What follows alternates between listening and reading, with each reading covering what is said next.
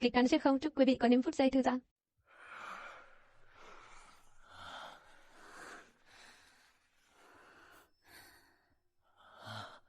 Cưng à, lần sau chúng ta vẫn là đi khách sạn đi. Nếu bị Lâm Phàm phát hiện, với tính khí của hắn, chúng ta đều phải chết đấy, sợ cái gì? Em đã tìm thấy rồi, Cửu Long Ngọc tỷ của hắn. Qua ngày hôm nay, em sẽ cùng anh Cao chạy xa bay. Thật sao? Đây chính là thứ trong truyền thuyết Cửu Long Ngọc tỷ. Bảo vật vô giá. Hai người các ngươi, ta muốn các người chết.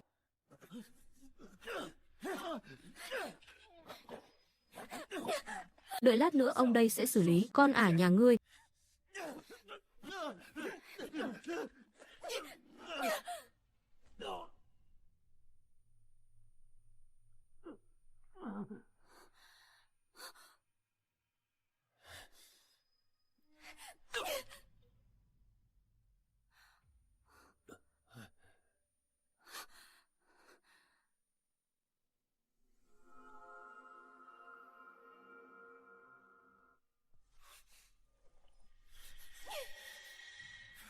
Con ả, ông muốn giết ngươi.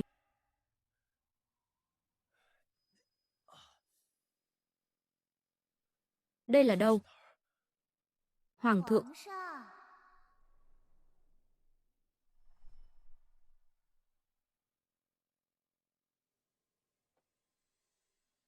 Bệ hạ, người gặp ác mộng sao? Tới đây, ăn chút hoa quả cho đỡ sợ nhé. Bệ hạ. Tiêu Giác, ngươi đừng tưởng ngươi giở trò này là ta có thể tha thứ cho ngươi ta. Ta xuyên không rồi, trở thành hoàng đế Đại Hán, Hán Thánh Đế. Cô ta không phải Tiêu Giác mà là con gái thừa tướng, Tiêu Vãn Nguyệt, vị hôn thê của Tương Vương. Ta nhớ ra rồi, Tương Vương Lâm Quyền vì ngôi báu đã cấu kết với thừa tướng đem vị hôn thê của mình dẫn dụ vào hậu cung hãm hại Hán Thánh Tông. Đáng tiếc, trẫm không phải hắn. Người đâu, phong tỏa dưỡng tâm điện, bất kể ai cũng không được vào, kẻ trái lệnh, giết không tha. Bệ hạ, người muốn làm gì? Nàng đêm hôm xông vào dưỡng tâm điện không phải là để quyến rũ trẫm sao? Trẫm bây giờ đương nhiên là thỏa mãn nàng. Đừng mà. Đừng mà.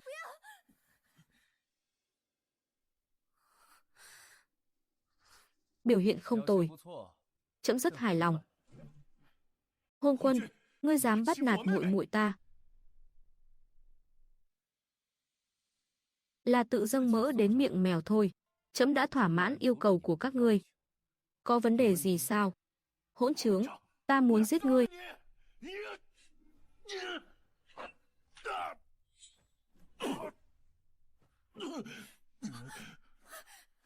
Hôn quân, buông ca ca ta ra. Cha của bản thiếu gia là đương kim thừa tướng, cô mẫu là thái hậu, biểu ca là tương vương. Nếu không thả bản thiếu gia ra, ngươi chắc chắn phải chết. Trẫm là Cửu Ngũ Chí Tôn, thiên hạ cộng chủ. Kẻ nào dám giết trẫm? Thiên hạ cộng chủ. Nực cười. Đương kim ai mà không biết, là thái hậu và hoàng hậu buông rèm nhiếp chính. Ngươi chẳng qua chỉ là một con rối mà thôi. Con rối? Vậy trẫm cũng là hoàng đế, kẻ nào dám làm gì trẫm? Làm nhục huynh muội ta. Ngày mai ta nhất định sẽ bảo cha ta dâng sớ đàn hạc ngươi ngay trên triều. Tương vương cũng sẽ không tha cho ngươi đâu, còn không mau thả ta ra. Nếu hoàng hậu mà biết chuyện cũng sẽ không tha cho ngươi đâu. Hoàng hậu sao? Tên Hán Thánh Đế này đúng là một phế vật. Tuy nhiên đến một người phụ nữ cũng không trị nổi. Sợ rồi à? Nếu hoàng hậu biết những việc ngươi làm đêm nay, e là người đầu tiên muốn phế ngươi chính là nàng ấy đấy. Tiếc là ngươi không có cơ hội nhìn thấy đâu. Bởi vì trẫm bây giờ sẽ chém ngươi. Hoàng hậu Giá Lâm.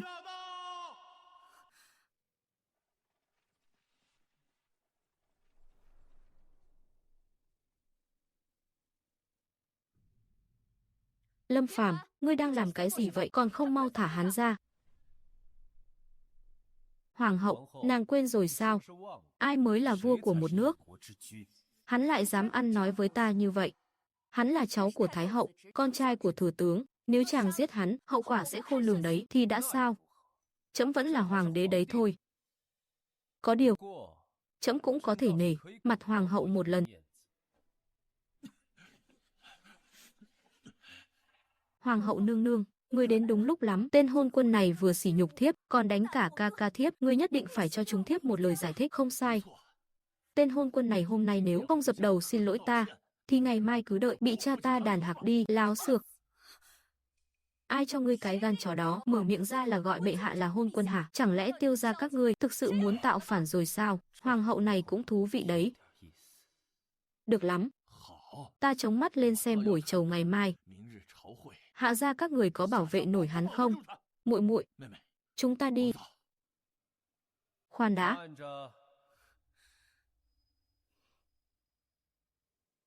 Đêm hôm khuya khoắt xông vào hậu cung, ám sát hoàng đế. Trẫm đã cho các ngươi đi chưa? Sao hả? Ngươi còn muốn giam lỏng bọn ta chắc? Được thôi, không cho bọn ta đi chứ gì. Được lắm, bổn thiếu gia hôm nay không đi nữa, có bản lĩnh thì ngươi đánh chết ta ngay tại đây đi. Ngươi tưởng trẫm không dám sao? Cái đầu ngon lành đang ở đây này. Chỉ không biết tên hôn quân nhà ngươi có bản lĩnh lấy nó hay không thôi. Đến đây đi. Được. Đã như vậy thì trẫm sẽ thành toàn cho ngươi.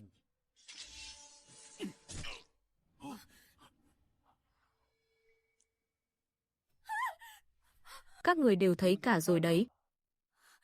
Là hắn đòi trẫm chém đấy nhé. Ca, ngươi điên rồi sao? Tiêu Dịch là con trai duy nhất của thừa tướng đấy, ngươi mà giết hắn, thừa tướng sẽ không tha cho ngươi đâu. Câm miệng. Trẫm làm việc, không thích kẻ khác chỉ tay năm ngón. Đêm nay hắn sao vậy, cứ như biến thành người khác. Không được. Tiêu Dịch tự ý xông vào hậu cung, hành thích vua, coi như là tự tìm đường chết, nhưng tội của Tiêu Vãn Nguyệt không đáng chết. Nếu chàng giết cô ta, thừa tướng và tương vương chắc chắn sẽ cùng chàng không chết không thôi. Đến lúc đó, Hạ gia thiếp cũng không bảo vệ nổi chàng.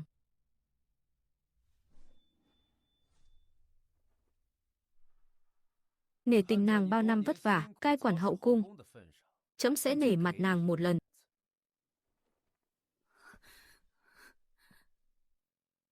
Giúp trẫm nhắn với thừa tướng một câu.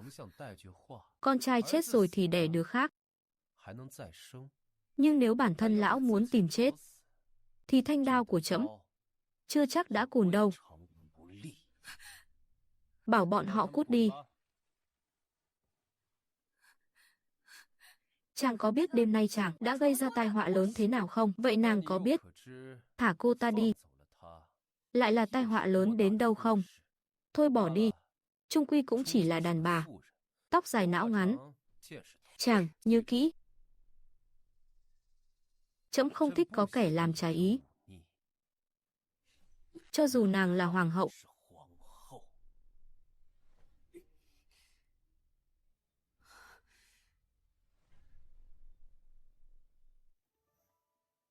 Chỉ huy sứ tả báo thao vệ Trần Khánh Chi tham kiến Ngô Hoàng. Vạn tuế, vạn tuế, bình thân. Tạ ơn Ngô Hoàng. Năm xưa tiên đế Đề Bạt Khanh làm chỉ huy sứ tả báo thao vệ rời xa kinh đô, trấn thủ Trường Thành. Khanh có biết là vì sao không? Ngoài thì trấn giữ biên cương, trong thì diệt trừ gian thần. Nếu có kẻ phạm thượng làm loạn, thay vua diệt trừ gian thần, không sai. Hiện nay phe cánh Thái hậu và Tương Vương đang dòm ngó ngôi báu, dục dịch muốn làm loạn. Hôm nay trẫm đã chém chết con trai độc nhất của thủ tướng. Buổi thiết chiều ngày mai, e là bọn chúng sẽ lộ rõ dã tâm. Bệ hạ yên tâm.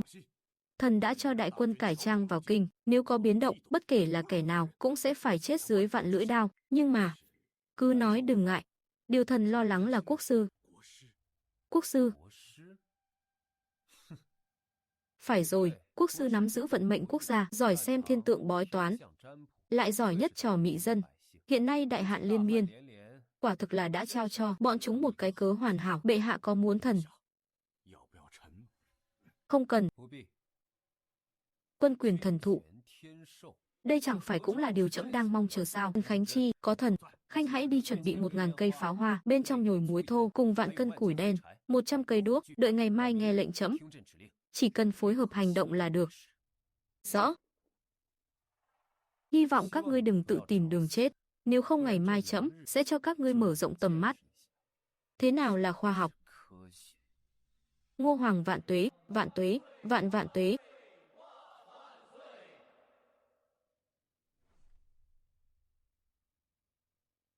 Thái hậu có chỉ.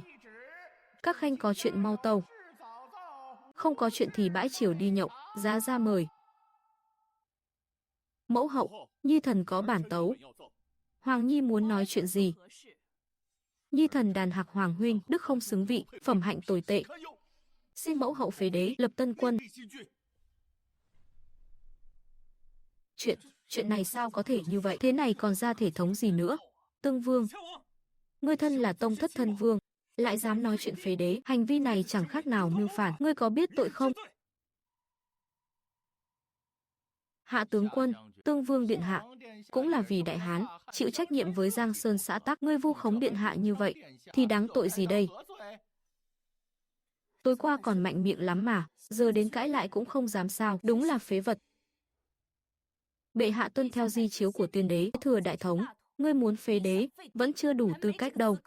Theo nô tài thấy, bệ hạ tài hèn học ít, không có tài trị quốc, hồ đồ thiếu trí, thiếu sách lược an dân, quả thực không thích hợp làm hoàng đế, chi bằng sớm ngày thoái vị thì hơn. To gan, ngươi chỉ là một tên hoạn quan, lại dám làm càn trước mặt bệ hạ.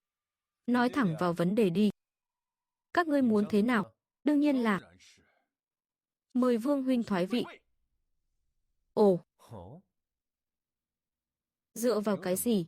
Dựa vào việc ngươi làm nhục vị hôn thê của ta trước, sau đó lại vô cớ chém chết con trai thừa tướng, tội ác chồng chất, Trúc Nam Sơn không ghi hết tội, hả? Cái gì? Thật không ra thể thống gì. Thái hậu, hành vi này của bệ hạ chẳng khác nào cầm thú. Xin Thái hậu hạ chỉ phế đế, lập tân quân, để chấn chỉnh luân thường đạo lý. To gan, ngươi sao dám vu khống bệ hạ? Bọn họ vu khống sao? Vậy còn lão phu thì sao?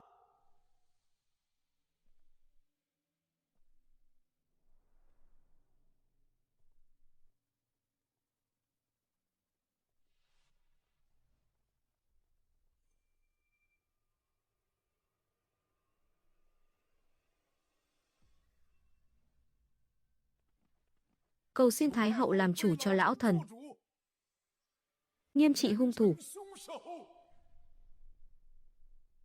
Thái hậu, con trai thần chết oan uổng quá. Tất cả đứng dậy đi.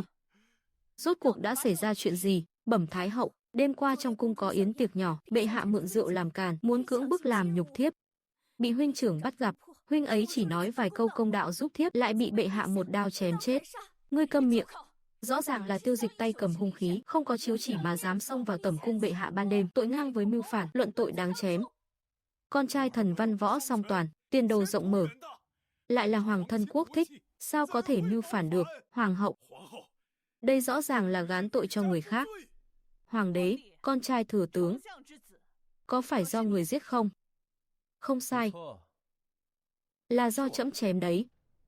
Ngươi điên rồi, trước mặt văn võ bá quan, sao có thể thừa nhận chứ? Thái hậu, thường có câu, thiên tử phạm pháp, cũng xử như thứ dân, bệ hạ tàn bạo bất nhân, thực sự là đức không xứng vị, chi bằng phế đế ngay đi. Cầu xin Thái hậu làm chủ cho lão thần.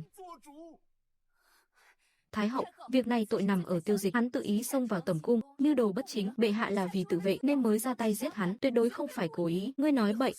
Ta và huynh trưởng hai người rõ ràng đã nhượng bộ chuẩn bị rời đi, là bệ hạ mở miệng ngăn cản, còn ngay trước mặt ta chém chết huynh trưởng. Nếu không phải ta chạy nhanh một chút, e là cũng chết dưới đao của bệ hạ rồi. Nói láo toét. Thái hậu, lời con nói câu nào cũng là thật, tuyệt đối không dám có nửa lời gian dối. Hoàng hậu, nàng thấy chưa, đêm qua nếu trẫm diệt sạch đám người này, thì làm gì có phiền toái hôm nay. Hoàng đế, ai ra cần một lời giải thích. Giải thích? Giải thích cái gì? Khoan nói đến việc hắn tự ý xông vào dưỡng tâm điện, vốn dĩ đã đáng chết. Trẫm là cửu ngũ chí tôn, thiên hạ cộng chủ, giết một tên nô tài, thì cần gì phải giải thích. Thái hậu có biết quân sử thần tử, thần bất tử bất trung không?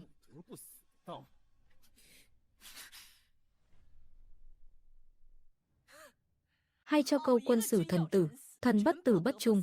Hoàng đế khẩu khí lớn thật đấy. Thái hậu, bệ hạ chắc là đêm qua say rượu chưa tỉnh nên mới nói năng hồ đồ như vậy, tuyệt đối không phải cố ý. Hoàng hậu nương nương, nơi đây là triều đường, bệ hạ là vua một nước, nhất ngôn cửu đỉnh, chỉ một câu nói bậy, ta muốn lấp liếm cho qua sao? Mẫu hậu, hoàng huynh không những không biết hối cải, mà nay còn ngông cuồng cực độ.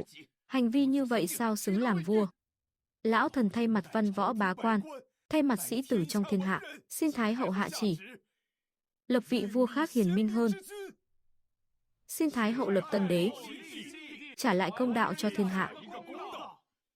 Hoàng đế, ngươi cần cho ai ra một lời giải thích hợp lý, nếu không ai ra đành phải thuận theo lời thỉnh cầu của bá quan văn võ, lập vua mới thôi. Giải thích sao? Bất kể Tiêu Dịch là con trai của kẻ nào, là thân thích của ai, họ đều là thần tử, thân làm thần tử, tự ý xông vào cấm cung uy hiếp quân vương, các ngươi nói cho trẫm biết, đáng khép vào tội gì? Bẩm bệ hạ, tự ý xông vào cấm cung, tội ngang với mưu phản, chu di cửu tộc, nghe thấy chưa, thừa tướng, trẫm chỉ xử tử một mình Tiêu Ý đã là thiên ân rồi. Nay ngươi mang quan tài lên triều, đòi trẫm phải đưa ra lời giải thích, là cảm thấy trẫm chỉ giết một mình hắn là chưa đủ, muốn trẫm chu di cả cửu tộc nhà ngươi sao? Trả lời trẫm. Bẩn, không dám. Hoàng huynh thật là tàn bạo. Hở ra là đòi chu di cửu tộc người ta, nếu để người trong thiên hạ biết được, sẽ nhìn hoàng thất đại hán ta như thế nào. Tương vương điện hạ nói chí phải. Hiện nay thiên hạ đại loạn, không tìm được một vị minh quân hiền đức, chẳng lẽ lại trơ mắt nhìn Giang Sơn đại hán sụp đổ hay sao? Lưu Hỉ, ngươi to gan. Bệ hạ là bậc cửu ngũ chí tôn, đâu đến lượt một tên hoạn quan như ngươi ở đây khua môi múa mép. Lưu công công nói rất đúng. Cho dù là vì suy nghĩ cho người trong thiên hạ, cũng nên lập một vị minh quân khác, chấn chỉnh lại triều cương. Các ngươi là thần tử của bệ hạ, lại ở đây nói ra những lời đại nghịch bất đạo, đây chính là đạo làm ta của các ngươi sao? Đương kim bệ hạ tàn bạo bất nhân, chỉ biết hưởng lạc, đăng cơ đã nhiều năm chẳng có chút chính tích nào, một vị quân vương như vậy. Không cần cũng được. Kẻ làm thần tử, nguyện lấy cái chết để báo đáp quân ân, những lời lẽ chu tâm như vậy của các ngươi là muốn tìm cái chết sao? Hạ Thiên Hổ, ngươi muốn ngay trước mặt ai ra mà giết người sao? Phế bỏ hoàng đế cũng đồng nghĩa với tạo phản, xin thứ cho lão thần không thể tuân mệnh. Hay cho câu đồng nghĩa với tạo phản, vậy ngươi nói cho ai ra biết, nếu không lập tân quân, thì thiên hạ đại hán này ai sẽ cai quản? Hắn sao? Giang Nam lũ lụt, nước ngập ngàn dặm. Tây Bắc hạn hán, xác chết đói đầy đường, biên giới phía Bắc, ngoại địch liên tục xâm phạm, vùng đất Trung Nguyên lại còn có 16 lộ phản vương đang khuấy đảo phong vân. Hoàng đế, ngươi có thể nói cho ai ra biết, thiên hạ này phải trị như thế nào không? Tể tướng trước, thái hậu sau. Cả buổi không nói năng gì, hóa ra là đợi ta ở chỗ này đây. Đại sự như vậy, đến thừa tướng còn bó tay không có cách giải quyết. Hoàng huynh chỉ là một tên hôn quân thì sao mà biết được chứ? Vẫn thường nghe tương vương văn võ song toàn, không thua kém gì bậc thánh hiền, chắc chắn có thể an định thiên hạ, chi bằng lập ngài ấy làm tân quân, chấn chỉnh lại triều cương. Toang rồi, hắn làm sao mà giải quyết được? Ngay cả văn võ bá quan, vấn đề nan giải mà không ai giải quyết được, lần này e là bị phế chốt thật rồi. Xin thái hậu hạ chỉ, lập tương vương lên làm tân đế, chấn chỉnh lại triều cương. Xin thái hậu hạ chỉ. Đã như vậy, thì ai ra sẽ? Khoan đã. Trẫm chưa từng nói là trẫm không biết trị quốc. Các ngươi vội vàng cái gì chứ? Định mưu phản sao? Ngươi biết ư? Trẫm đương nhiên biết. Chẳng qua chỉ là vài vấn đề còn con, mà khiến các ngươi cuống cuồng hết cả lên. Đúng là vô dụng. Những vấn đề này, ngay cả ta còn bó tay chịu trói, ngươi làm sao mà giải quyết được? Bệ hạ, người đăng cơ đã nhiều năm, chẳng làm nên trò chống gì, ai cho người cái gan, dám sỉ nhục văn võ bá quan trong triều. Văn võ bá quan sao? Theo trẫm thấy, chẳng qua cũng chỉ là một lũ giá áo túi cơm mà thôi. Đại sự quốc gia, phải lấy Tiên An nội, hậu nhưỡng ngoại làm đầu, thiên tai hạn hán, phải mở kho lương cứu tế, ổn định lòng dân. Bách tính khởi nghĩa là do bị dồn vào đường cùng nên hạ chiếu miễn thuế 3 năm. Giặc cỏ nổi dậy nên dùng quan văn thay cho tướng võ, lấy nhân nghĩa để chiêu hàng, còn hơn sức mạnh của thiên binh vạn mã. Dị tộc xâm phạm biên cương nên phái sứ thần đàm phán, mở lại giao thương, át bình định được kẻ địch thảo nguyên. Còn việc phiên vương cậy binh tự trọng, có thể ban bố thôi ân lệnh, cho phép các con của phiên vương đều được chia đều tước vị, đất đai và quân đội của cha mình. Như vậy sẽ làm tan rã thế lực phiên vương một cách vô hình. Trẫm xem đây là gốc rễ của quốc gia. Thái hậu thấy thế nào?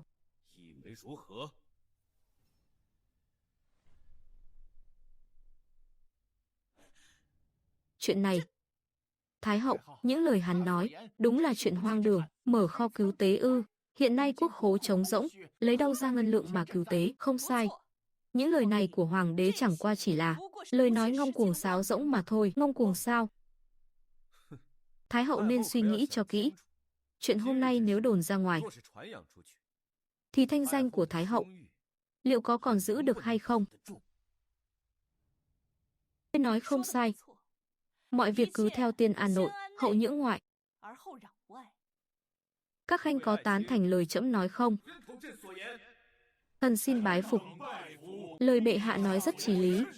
Đã là Thái hậu và các khanh đều tán thành với trẫm, vậy thì trẫm sẽ thực thi quyền lực mà một hoàng đế nên có.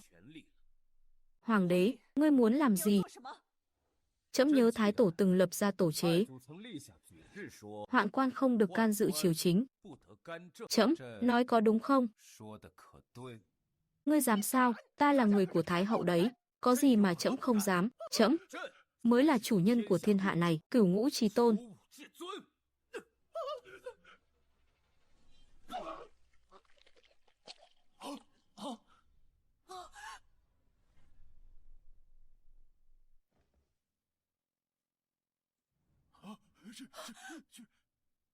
Hoàng đế, ngươi quá cản rỡ.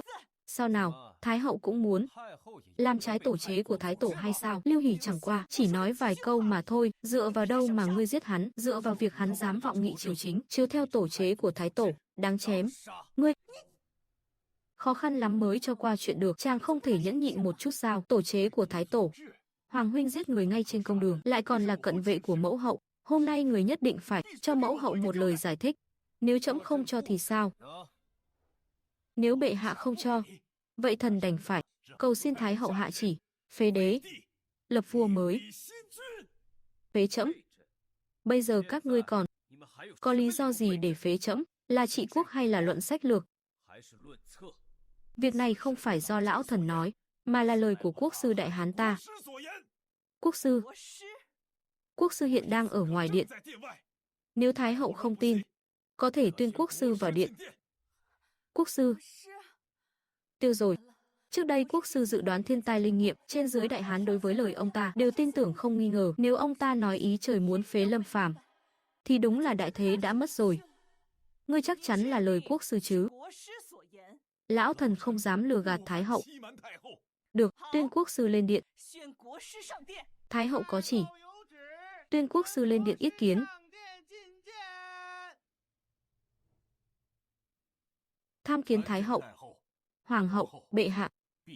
Quốc sư, việc phế bỏ hoàng đế có phải là lời của ngươi không? Bẩm Thái hậu, đây không phải lời bần đạo, mà là điềm báo của ý trời.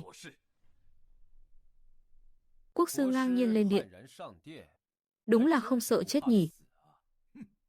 Nay thiên tai liên miên, chính là do bệ hạ không tu đức hạnh, mới khiến trời cao nổi giận, giáng thiên tai trừng phạt. Bần đạo chỉ là nói lời công tâm. Càn rỡ, ngươi. Hoàng hậu hà tất phải vội. Chi bằng nghe quốc sư nói hết đã. Thưa Thái hậu, đêm qua trong mộng, bần đạo nhận được cảnh báo của trời cao. Nếu muốn đại hán ta mưa thuận gió hòa, thì buộc phải phế đế, lập vua mới.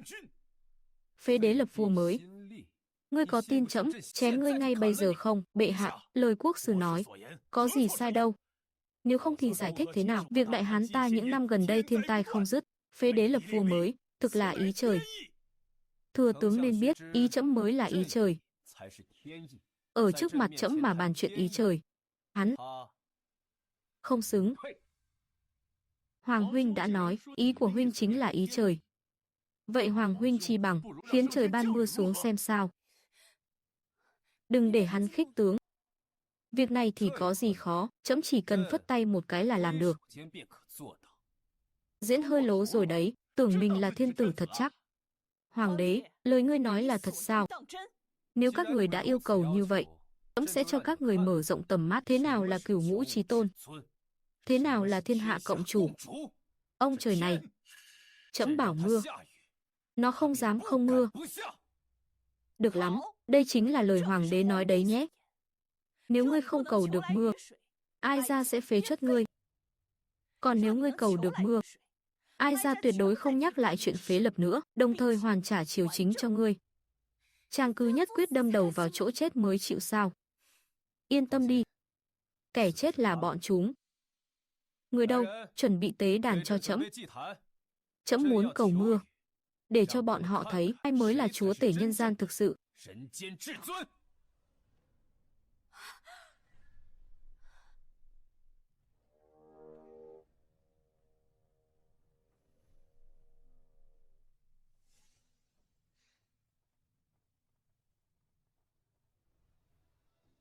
Bệ hạ chẳng phải nói muốn cầu mưa sao? Nay tế đàn đã bày xong, sao còn chưa lên đài? Vội cái gì? Chàng thật sự muốn cầu mưa sao? Việc trẫm đã quyết, không ai có thể thay đổi. Cho dù là ông trời, cũng phải nghe lệnh trẫm. Nếu chàng không nhận lời thì vẫn còn đường lui. Nhưng nếu chàng đã nhận, lát nữa bọn họ thật sự sẽ phế truất chàng đấy. Trẫm đã nói rồi, hôm nay tất có mưa. Hoàng huynh, ngươi muốn kéo dài thời gian sao? Theo bản vương thấy, cứ lấy lúc mặt trời lặn làm hạn định đi. Tương vương nói có lý. Bệ hạ, chi bằng chúng ta lấy hoàng hôn làm hạn. Nếu không có mưa rơi xuống thì coi như ngươi thua. Thế nào? Đừng đồng ý với bọn họ. Được, cứ lấy hoàng hôn làm hạn. Thánh chỉ của trẫm, tôi cũng không dám trái. Có điều, trẫm muốn quốc sư nhớ kỹ. Nếu hôm nay trẫm cầu được mưa, tất sẽ lấy mạng ngươi.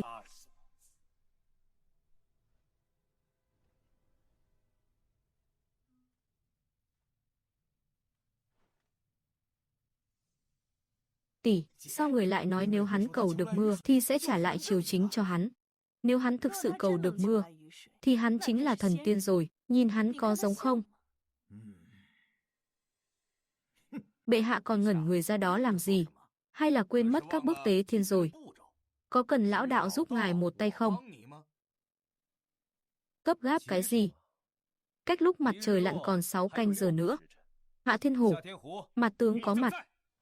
Khanh hãy điểm 2.000 binh mã bố trí xung quanh kinh thành, đốt lên ít nhất 100 đống lửa lớn, đường kính mỗi đống lửa ít nhất 1 trượng, cho người cầm theo hoàng lệnh của trẫm. Đợi khi khói lửa bốc lên, thì châm lửa đốt hoàng lệnh thả vào, lúc đó ắt sẽ có mưa to. Mặt tướng lĩnh mệnh. Chàng làm vậy là muốn làm gì? Đương nhiên là hạ lệnh cho ông trời này, bắt nó phải mưa. Trong gió có hơi lạnh, bên trên chắc chắn có luồng khí lạnh đi qua. Hôm nay trẫm sẽ cho các ngươi biết tận cùng của thần học chính là khoa học. Làm bộ làm tịch, kinh thành này mỗi ngày có cả triệu người, nổi lửa nấu cơm. Nếu theo lời ngươi nói, thì cái kinh thành này chẳng phải ngày nào cũng có mưa sao? Trẫm là bậc cửu ngũ chí tôn, lấy lửa làm hiệu, lấy pháo hoa làm lệnh. Đây là thánh chỉ của trẫm.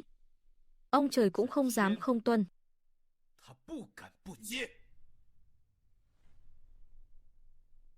Đủ rồi, hoàng đế.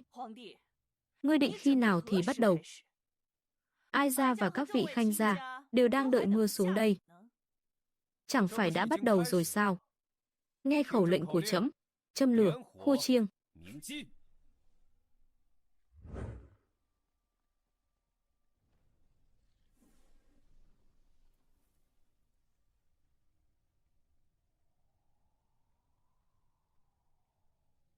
Chỉ là mấy cái khói bếp này thôi sao? Thế này thì có gì đâu.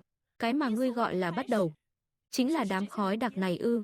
Thế này chẳng lẽ còn chưa đủ sao? Cái này thì tính là gì? Cái chúng ta cần là nước mưa. Bây giờ ngươi chẳng qua chỉ là đốt ra một ít khói đặc, rồi bảo là đã bắt đầu rồi. Hừ, đúng là chuyện cười. Hoàng huynh, thần đệ khuyên huynh hay là thoái vị đi. Giữ lại cho mình chút thể diện. Huynh bây giờ giãy giụa vô ích thôi. Tên Lâm Phàm này đúng là bốc đồng thật, vốn dĩ mọi chuyện đều vẫn còn đường lui. Giờ thì mất hết cả rồi. Cô đấm ăn xôi. Trẫm không nói thì các ngươi tự mình không biết. Ngước lên nhìn trời đi, mù cả rồi sao?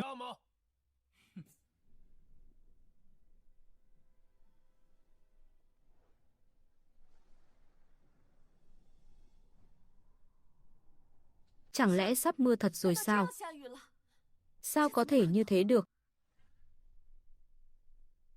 Chuyện này, chẳng lẽ Lâm Phàm thật sự là thiên hạ cộng chủ? Ngươi không phải đã nói gần đây đều không có mưa sao? Thế này là thế nào?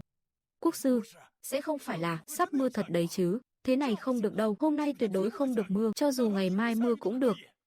Hoảng cái gì, ai bảo? Với các ngươi là hôm nay sẽ mưa. Bản quốc sư đã tính toán vô số lần rồi, Đại Hán những ngày này căn bản không có mưa, đây chắc chắn là hoàng thượng sai người làm trò che mắt thôi. Trò che mắt? Chẳng lẽ quốc sư cho rằng mây đen đầy trời này đều là giả sao? Đương nhiên, đây chỉ là do đốt lửa chạy nhiều quá. Bầu trời bị đám khói mù này che khuất mà thôi. Ngươi chẳng qua là mượn cớ này để cố làm ra vẻ bí hiểm. Thì ra là vậy. Lâm Phàm, ta khuyên ngươi vẫn là nên sớm thoái vị đi, còn giữ được chút thể diện. Quốc sư nói đúng đấy, đốt nhiều lửa như vậy chỉ là khói mù che khuất bầu trời mà thôi. Đúng đó, Hoàng huynh, chúng ta đang nói về chuyện cầu mưa, huynh lại ở đây giở trò bịp bợm, muốn dùng cách này để lừa gạt, chuyện này tuyệt đối không xong đâu. Bệ hạ, người ta thường nói quân vô hí ngôn, mong bệ hạ hãy thực hiện lời hứa. Trẫm khi nào lừa gạt các ngươi chứ? Hiện tại trời chưa mưa, bệ hạ lại bảo đã mưa. Đây không phải lừa gạt thì là gì? Thỉnh bệ hạ lập tức ban bố chiếu thư thoái vị. Quốc sư, ngươi to gan. Ai cho ngươi cái gan chó đó? 5 lần 7 lượt đòi phế đế. Ngươi đây là muốn tạo phản, luận tội đáng chém. Kẻ to gan là ngươi đấy. Hoàng đế, chúng ta đã nói rồi. Hạn chót là khi mặt trời lặn, nay mặt trời đã khuất bóng. Ngươi có phải nên thực hiện lời hứa, ban bố chiếu thư thoái vị rồi không? Mưa lớn sắp đến, mặt trời tự nhiên là không thấy rồi. Thái hậu nếu ngang ngược vô lý như vậy, chẳng phải là nói dù trẫm có cầu được mưa hay không, trẫm đều phải thoái vị sao? Thái hậu, đây là muốn khi quân phạm thượng đấy à? Ai ra tự nhiên không có ý khi quân. Vậy ý Thái hậu là gì? Mưa lớn sắp tới, lại bắt trẫm thoái vị, chẳng lẽ Thái hậu muốn nuốt lời thêm lần nữa sao? Hoàng huynh bức ép mẫu hậu như vậy, để hai chữ hiếu đạo ở đâu? Bệ hạ đang nói chuyện với Thái hậu, Tương Vương tốt nhất nên ngậm miệng lại. Thái hậu xin hãy trả lời câu hỏi của bệ hạ. Chẳng lẽ nghĩ đao của ta không sắc sao? Hạ Thiên Hổ, ngươi dám rút đao trước mặt Thái hậu là muốn tạo phản sao? Còn dám nói nhiều, chết. Nếu trời mưa, bệ hạ tự nhiên không cần thoái vị. Nhưng hiện giờ mặt trời đã lặn, mưa vẫn chưa tới. Chẳng lẽ hoàng đế muốn nuốt lời? Đúng vậy, đã không có mưa, tức là hoàng huynh thua rồi. Mời hoàng huynh theo đúng giao ước, lập tức ban bố chiếu thư thoái vị. Hôn quân, đừng giãy giụa nữa, thoái vị đi. Nếu ngươi không muốn thể diện, chúng ta sẽ giúp ngươi có thể diện. Trận mưa này chưa rơi, là vì đang đợi hiệu lệnh của trẫm. Trẫm không cho nó rơi, nó không dám rơi. Hoàng huynh, quốc sư đã nói rồi, trời này sẽ không mưa đâu. Xem ra thần đệ không thể không giúp hoàng huynh có thể diện rồi. Trẫm nói, ông trời đang đợi hiệu lệnh của trẫm. Lệnh ra, mưa tới. 4. Chư thiên nghe lệnh. Sấm lai.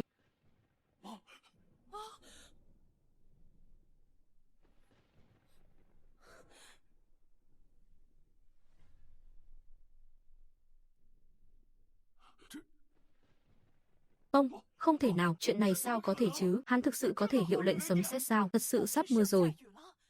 Lấy thân phàm nhân sánh ngang thần minh. Rốt cuộc ta đã gả cho người thế nào đây? Lâm Quyền, vừa rồi ngươi nói cái gì? Nói lại lần nữa xem. Ngươi nói ngươi muốn giúp trẫm có thể diện hạ. Không, thần đệ không có. Một người trần mắt thì sao có thể thực sự cầu được mưa chứ? Chuyện này không thể nào là thật được.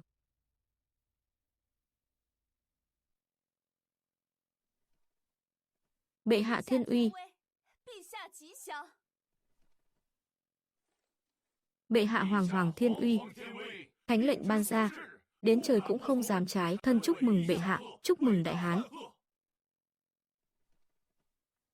Bệ hạ hoàng hoàng thiên uy, thánh chỉ ban xuống, ông trời cũng không dám không theo. Thân chúc mừng bệ hạ, chúc mừng Đại Hán. Bây giờ, các ngươi còn dám nói trẫm thất đức, chọc giận trời xanh, giáng xuống thiên tai nữa không? Trả lời trẫm.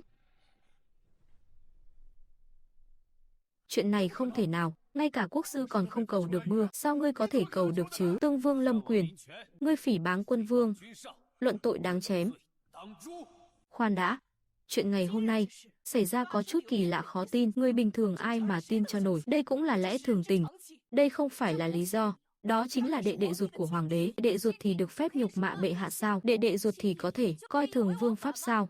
Sao hả? Chẳng lẽ bệ hạ muốn gánh cái danh giết đệ nhục mẫu để cai trị Đại Hán sao? Hiện tại, kẻ nào trong các ngươi còn muốn phế trẫm? Ngươi! Từ cổ chí kim, bậc đế vương, chỉ có bệ hạ mới có thể thấu đến trời xanh, cầu được mưa thuận gió hòa. Đây chính là sự công nhận của ông trời. Kẻ nào còn dám nhắc đến chuyện phế lập, chính là nghịch lại ý trời, tội đáng chém đầu. Đúng vậy, kẻ nào còn đòi phế lập, chính là nghịch thiên, tội này đáng chết. Kẻ nào dám nhắc chuyện phế lập, giết không tha, chúng thần nguyện thề chết đi theo bệ hạ.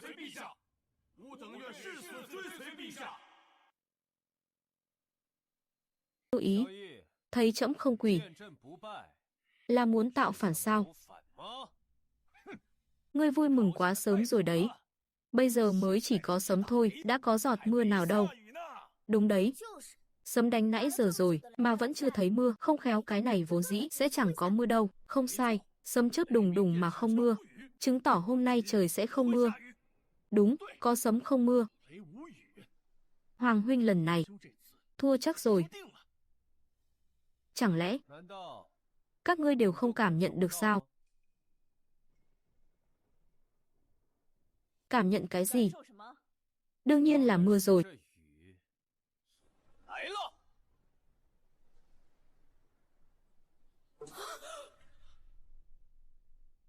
Mưa rồi. Thế mà lại mưa thật rồi.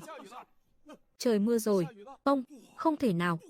Bản quốc sư không tin, tên hôn quân này lại thực sự cầu được mưa xuống. Chuyện này sao có thể chứ? Chắc chắn là chúng ta nhìn nhầm rồi.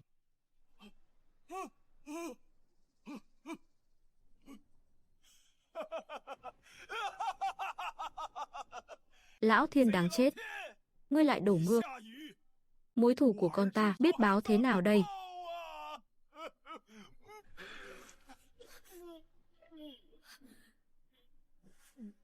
Rốt cuộc hắn làm thế nào vậy? Lẽ nào hắn thực sự là thần thánh? Ngươi nôn nóng như vậy, muốn phế truất trẫm sao? Chẳng lẽ tất cả chuyện này đều là kế hoạch của ngươi? Lưu ý, đây chính là trọng tội chu di cửu tộc.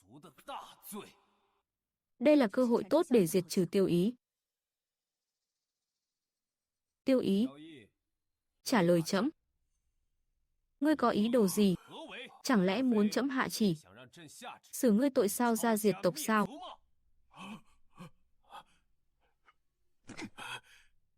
Lão thần hồ đồ, ăn nói hàm hồ, cầu xin bệ hạ khai ân. Niệm tình ngươi là nguyên lão ba triều, lại là huyết thân của Thái hậu. Trẫm có thể không giết ngươi, nhưng tội chết có thể miễn, tội sống khó tha. Phạt bổng lộc 3 năm, diện bích sám hối 3 tháng. Sao hả? Ngươi không phục? Thần không dám.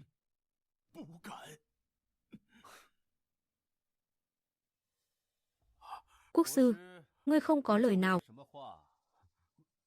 muốn nói với trẫm sao? Ngươi muốn làm gì?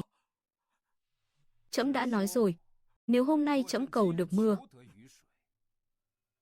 trẫm sẽ lấy mạng ngươi. Ngươi không thể giết ta. Ta là quốc sư, trấn áp quốc vận Đại Hán.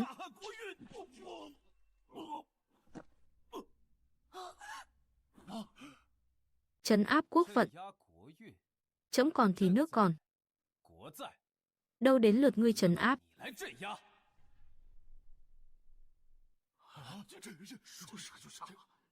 Chuyện này. Bây giờ, còn kẻ nào muốn ép trẫm thoái vị nữa không?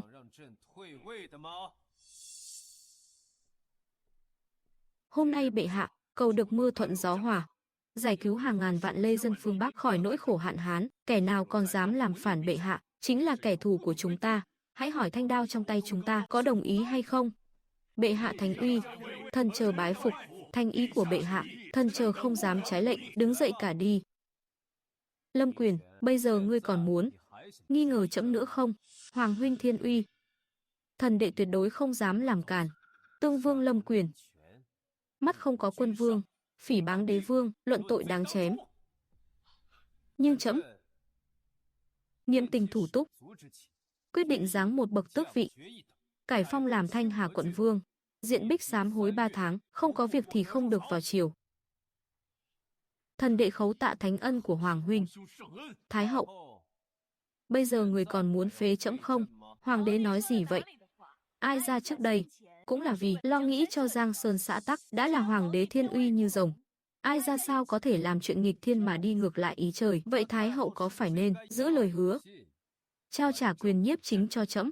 Hoàng đế muốn thân chính, hẳn là đối với công việc trong triều vẫn chưa thông thạo lắm.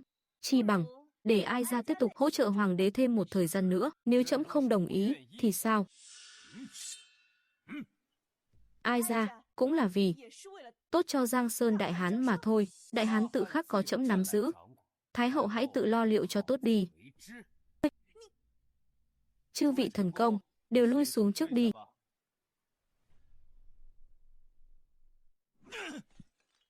Không thể nào, ta không tin Lâm Phàm.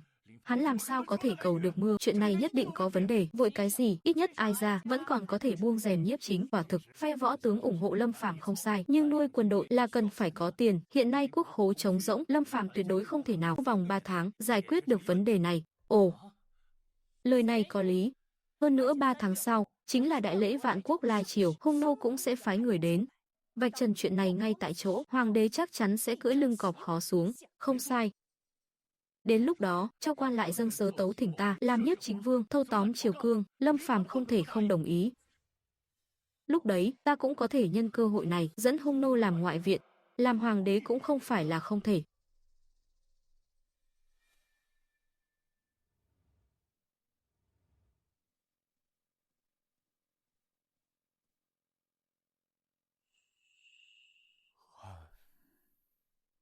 Thiếp thân Tiêu Vãn Nguyệt, khấu kiến Ngô Hoàng vạn tuế. Cô đến tìm trẫm làm gì? Cầu xin bệ hạ tha mạng. Cha của thiếp và Tương Vương nhiều lần bất kính với bệ hạ tuyệt đối sẽ không buông tha cho họ. 3 tháng sau, khi cánh lông của bệ hạ đã cứng cáp, nhất định sẽ trừ khử cha thiếp cho hả dạ. Nhưng thiếp thân muốn sống, dựa vào đâu mà trẫm không giết cô? Cha thiếp chuẩn bị vào 3 tháng sau tại Quốc Yến Vạn Quốc triều kiến, để hộ bộ thượng thư Trịnh Kiện gây phiền phức cho bệ hạ. Bá quan trong triều cũng sẽ vào lúc đó ra sức tiến cử Thanh Hà quận vương làm nhiếp chính vương, thâu tóm triều cương. Vấn đề quân lương của hộ bộ,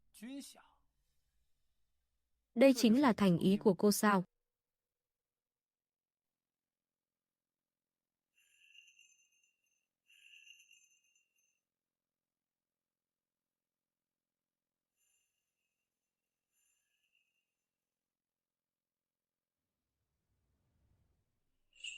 Cầu xin bệ hạ thương xót. Hai người đang làm cái gì vậy?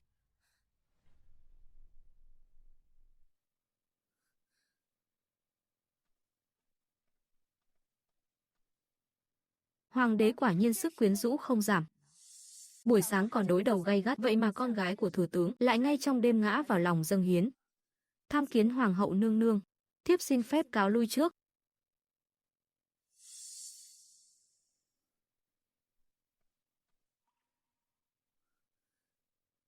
Bệ hạ không cho bản cung một lời giải thích sao? Hoàng hậu của trẫm, nàng đang ghen đấy à? Cô ấy đến để báo tin mật. Báo tin mật? Phe Tiêu Ý đang mưu tính dùng ngân lượng để ép trẫm phong Lâm Quyền làm nhiếp chính vương. Ngân lượng, đây quả thực là một rắc rối lớn. Nếu không giải quyết được, bọn họ sẽ ép người sách phong Lâm Quyền. Cho dù trẫm không đồng ý, Thái hậu cũng có thể lấy danh nghĩa Giang Sơn xã tắc để phong Lâm Quyền làm nhiếp chính vương. Trước đây hạ gia còn có thể miễn cưỡng giữ vững ngôi vị cho người, nhưng cuộc tranh đoạt quyền lực này, bản cung cũng lực bất tòng tâm. Không sao đâu, chuyện vặt vãnh thôi mà, nàng không cần lo lắng, chuyện nhỏ thôi. Một khi người mất đi đại quyền, bọn họ nhất định sẽ âm mưu phế truất người. Được rồi, trẫm biết rồi mà. Người không biết đâu, để bản cung nói cho người rõ. Hiện tại lục bộ trong triều chỉ có binh bộ và hình bộ là người của chúng ta. Một khi Tiêu Ý nắm được thóp mà gây khó dễ, chúng ta căn bản không đỡ nổi đâu. Không sao. Tin trẫm đi, trẫm xử lý được. Những năm qua đã làm khổ nàng rồi, từ giờ trở đi, mọi việc cứ giao cho trẫm. Chàng ấy vậy mà lại hiểu được nỗi khổ tâm của mình. Nhưng bộ dạng này của người, khiến bản cung làm sao yên tâm giao phó cho người được. Nàng xem buổi chiều hôm nay đi, trẫm có lừa nàng không? Buổi chiều. Hôm nay người hô mưa gọi gió, điều khiển sấm sét, làm sao người làm được vậy? Vẫn chưa nói cho bản cung biết đây là một loại khoa học vật lý. Khoa học vật lý? Đó là thứ gì vậy? Nàng muốn biết hả? Đêm nay trong đèn tâm sự, trẫm sẽ kể cho nàng nghe. Đi mà tâm sự với Tiêu Vãn Nguyệt của người ấy. Ôi hàng ức vạn tinh binh của trẫm. Nàng nghĩ thông rồi à? Đừng đùa nữa, 3 tháng sau chính là ngày Vạn Quốc triều kiến, đến lúc đó các lộ nhân mã sẽ dùng đủ mọi thủ đoạn để thăm dò hư thực của Đại Hán, lúc ấy người nhất định phải cẩn thận, thăm dò hư thực, một khi bọn chúng phát hiện chúng ta quá yếu kém, chúng sẽ xua quân Nam Hạ, lúc đó Đại Hán sẽ lâm nguy. Trẫm biết rồi. Chỉ là cái Vạn Quốc còn con thôi mà, hoàng hậu không cần lo lắng. Đến lúc đó hãy xem trẫm làm thế nào để đánh bại hắn.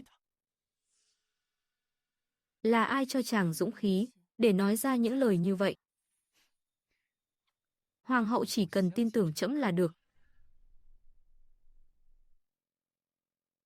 Các vị hội trưởng, sau này bản vương phải nhờ cậy vào các vị rồi, 3 ngày sau nhất định phải gom đủ số ngân lượng cần thiết. Đến lúc đó, cứ nghe theo sự sắp xếp của bản vương là được, xin vương gia yên tâm. Thảo dân và mọi người nhất định sẽ lo liệu ổn thỏa. Vậy chúng ta xin phép cáo lui trước, bản vương chờ tin tốt của các vị.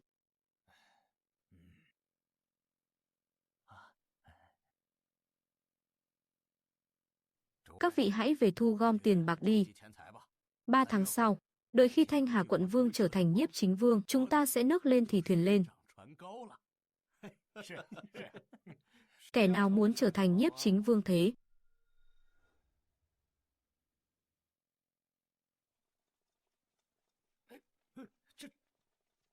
Láo xược, gặp bệ hạ sao còn chưa quỳ xuống? Các ngươi muốn mưu phản sao? Thảo dân tham kiến Ngô Hoàng vạn tuế. Nghe nói, các ngươi muốn gom tiền dâng cho Thanh Hà quận vương. Đây là định hối lộ, hay là định cấu kết với thân vương để mưu phản? Bệ hạ, thảo dân muôn vàn không dám ạ. Thảo dân gom tiền là để làm ăn buôn bán thôi. Ồ, nói cho trẫm nghe xem là buôn bán cái gì? Bệ hạ, cái này là bí mật kinh doanh của chúng ta. Hừ, bí mật kinh doanh. Trẫm thấy kinh doanh thì không phải, nhưng bí mật thì đúng đấy. Gom tiền dâng cho Thanh Hà quận vương, hậu thuẫn hắn trở thành nhiếp chính vương, rồi biến trẫm thành bù nhìn phải không? Bệ hạ, thảo dân không dám. Xin bệ hạ tha mạng cho chúng ta. Bây giờ trẫm cho các ngươi hai sự lựa chọn. Hoặc là trẫm sẽ tịch thu gia sản, chu di cửu tộc các ngươi. Hoặc là các ngươi dâng số tiền đó cho trẫm. Bệ hạ, ngài làm vậy là cướp trắng trợn rồi. Ai, nói đúng rồi đấy. Trẫm chính là đang cướp đây. Trẫm hỏi các ngươi lần cuối, có đưa hay không? Chuyện này, chúng ta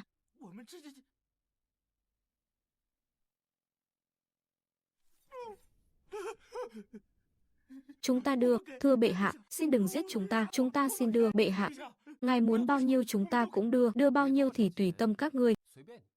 Nhưng các ngươi phải nhớ cho kỹ, trẫm không phải là kẻ đi ăn xin. À phải rồi, chuyện ngày hôm nay, trẫm không muốn kẻ thứ ba biết được, nếu không, trẫm không ngại giết thêm vài người nữa đâu.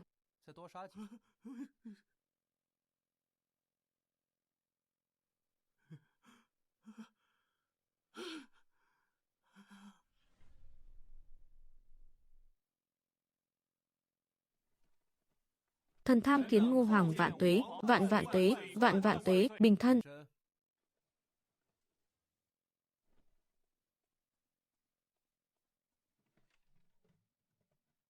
Bệ hạ, đây là trẫm giao cho Khanh một việc, hãy chế tạo những thứ này theo bản vẽ hướng dẫn, trong vòng 3 tháng phải mang đến đây, trẫm sẽ ghi cho Khanh một đại công.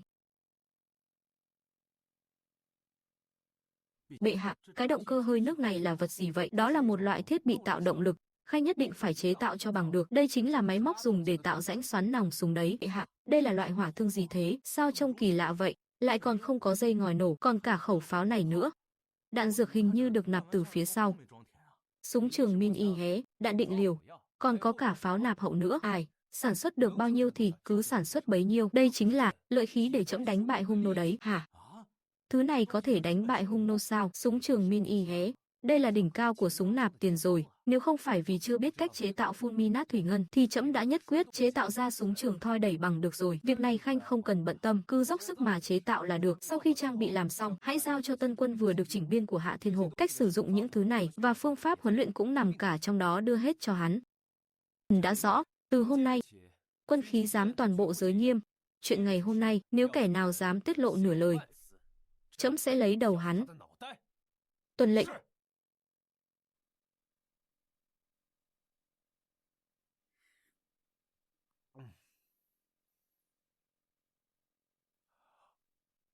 Bệ hạ, ngài từng nói vào Tết Nguyên Tiêu sẽ phong thiếp làm quý phi, ngài không được lừa thiếp đâu đấy. Đến lúc đó trẫm sẽ diệt cả nhà cô, chứ đời nào để cô sống sót trên đời. Tất nhiên, tuân vô hí ngôn. Chẳng lẽ cô nghĩ trẫm lại đi nói hưu nói vượn sao? Hoàng đế.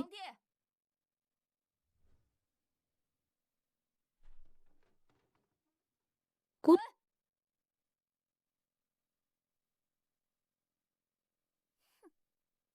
Hoàng hậu làm mất nhã hứng của trẫm, là lại muốn trẫm trừng phạt nàng nữa sao? Chàng.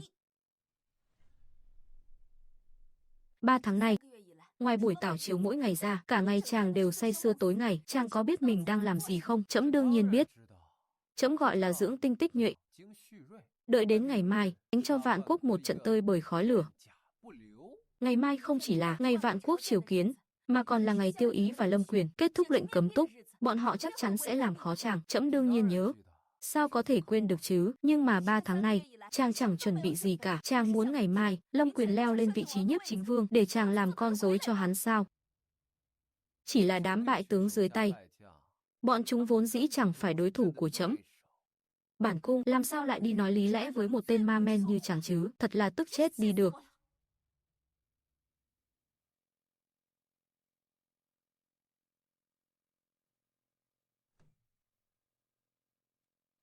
Trẫm đương nhiên biết. Nếu trẫm không làm như vậy, thì sao có cơ hội giết bọn chúng? Bên giường của mình, há có thể để kẻ khác ngủ ngáy? Mẫu hậu, Nhi thần nghe nói buổi vạn quốc triều kiến ngày mai không chỉ có sứ giả các nước phiên bang như Simla, Anna mà còn có sứ giả đến từ Âu La Ba xa xôi. Âu La Ba là cái gì? Nghe nói là dị tộc phiên bang cách xa vạn dặm. Bọn họ mang đến một số món đồ mới lạ. Ngày mai vạn quốc là sẽ liên kết lại, khiến Lâm Phàm trước mặt sứ tiết các nước phải mất hết mặt mũi, đánh gãy uy danh của hắn. Sau đó chúng ta sẽ làm khó dễ, nhất định phải đoạt được ngôi vị nhiếp chính vương. Được, vậy cứ xem đám phiên bang diễn trò trước đã, rồi tiếp tục hạ thấp uy danh của hắn, ép hắn phải sắc phong.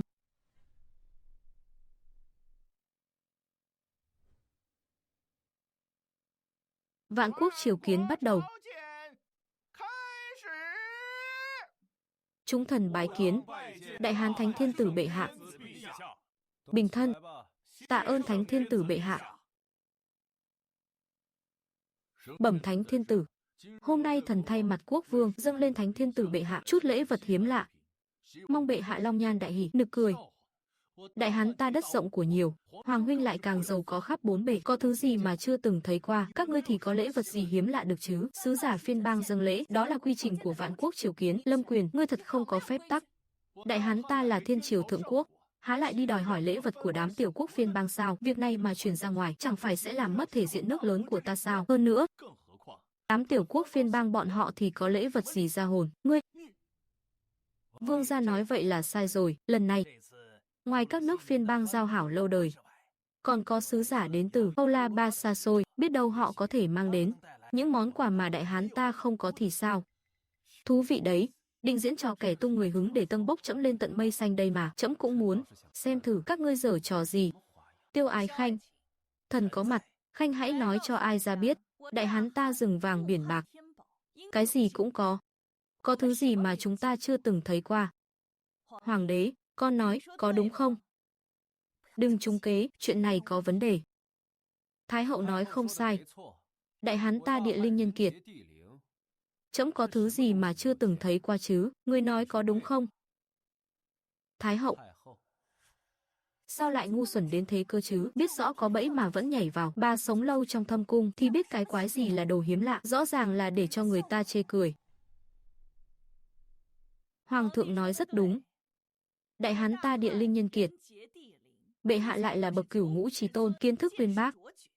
Bẩm Thái hậu, bệ hạ, đã như vậy, chi bằng để sứ giả Âu La Ba dâng lễ vật trước. Được.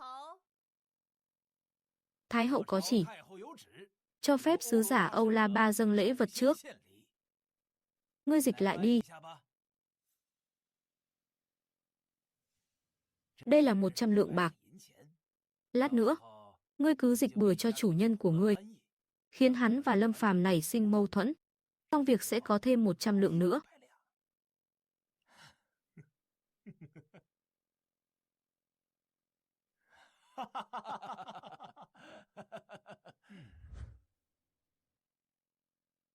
Thưa ngài, Hoàng đế Đại Hán nói chúng ta là lũ man di mọi dợ, còn nói những thứ chúng ta mang đến, mấy thứ này hắn đều thấy cả rồi, chỉ là một đống phế liệu mà thôi. Tên phiên dịch này chắc nhận lương lậu rồi đây, hắn tưởng trẫm không hiểu tiếng Anh chắc. Cái gì mà nói chúng ta là lũ mọi dợ, dám chê đồ của Đại Hán là rác rưởi, tên hoàng đế đáng chết này, hôm nay ta phải vả vào mặt hắn một cái thật đau. Người đâu, mang đồ lên đây.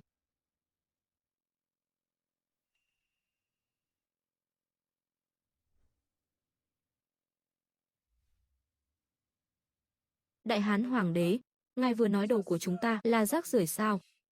Hôm nay ta mang đến 3 món đồ này, nếu ngài đều có thể gọi tên được, ta xin cúi đầu xin lỗi ngài, đồng thời dâng lên tất cả bảo vật mà ta có. Còn nếu ngài không biết, thì ngài phải xin lỗi chúng ta, đồng thời cho phép chúng ta tự do truyền giáo trong lãnh thổ Đại Hán. Sứ giả Âu La Ba này đang nói cái gì vậy? Tiên sinh nhà ta nói là, nếu bệ hạ mà không nhận biết được 3 món đồ này, thì phải cắt một tòa thành ven biển, dâng tặng cho họ và phải xưng thần, quy phục họ. Còn nếu bệ hạ mà biết, thì coi như bệ hạ tài giỏi. Đại Hán hoàng đế, ngài có dám nhận lời không? Ngươi chắc chắn hắn nói như vậy chứ? Không phải là rén rồi đấy chứ? Cữu cữu, 3 món đồ này người có biết không? Lão thần cả đời kiến thức uyên bác, đi nhiều biết rộng, nhưng mà mấy món đồ này quả thực chưa từng nhìn thấy bao giờ. Hoàng huynh à, 3 món bảo vật này, ta và thừa tướng đều mù tịt. Hoàng huynh quanh năm du rú trong thâm cung, chắc chắn là huynh cũng chẳng biết đâu. Vậy thì màn cá cược này chúng ta thua chắc rồi. Ngươi muốn nói cái gì? Hoàng huynh tốt nhất là nên xin lỗi sứ giả Âu La Ba đi. Việc này suy cho cùng cũng do Hoàng huynh ăn nói hàm hồ, chọc giận sứ giả, để Hoàng huynh mất mặt một chút, còn hơn là để Đại Hán ta phải cắt đất, xương thần chịu nhục. Lão thần tán thành, chuyện này là do bệ hạ chính miệng nói khoác là cái gì cũng từng thấy qua. Sự đã đến nước này, chỉ có thể để bệ hạ một mình gánh vác thôi.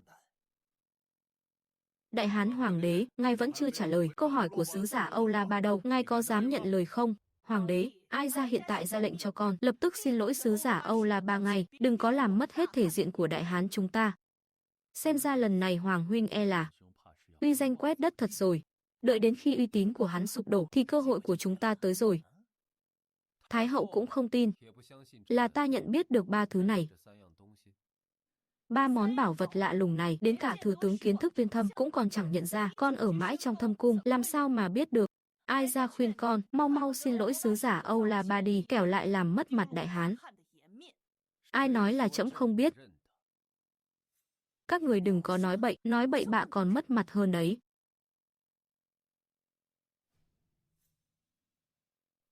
Con thỏ nằm trong cái khay đầu tiên này. Tên khoa học là thỏ Bắc Cực Cực Địa Thố. Bình thường lông nó màu trắng tuyết nhưng sẽ thay đổi theo ánh sáng và môi trường. Màu lông cũng sẽ biến đổi theo đó. Chủ yếu sinh sống tại vùng cực Bắc của Tân Lục Địa.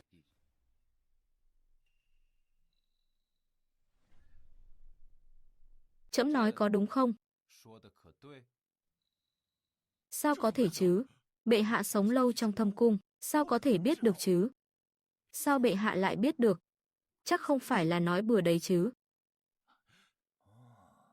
Hoàng huynh, huynh hồ đồ quá, làm mất hết thể diện đại hán ta trước mặt các nước, huynh còn xứng đáng làm hoàng đế đại hán ta sao? Không biết mà lại nói hư nói vượng, chỉ tổ làm mất mặt đại hán ta thôi. Hoàng đế, ai ra cần một lời giải thích? Kẻ nào bảo trẫm nói bừa?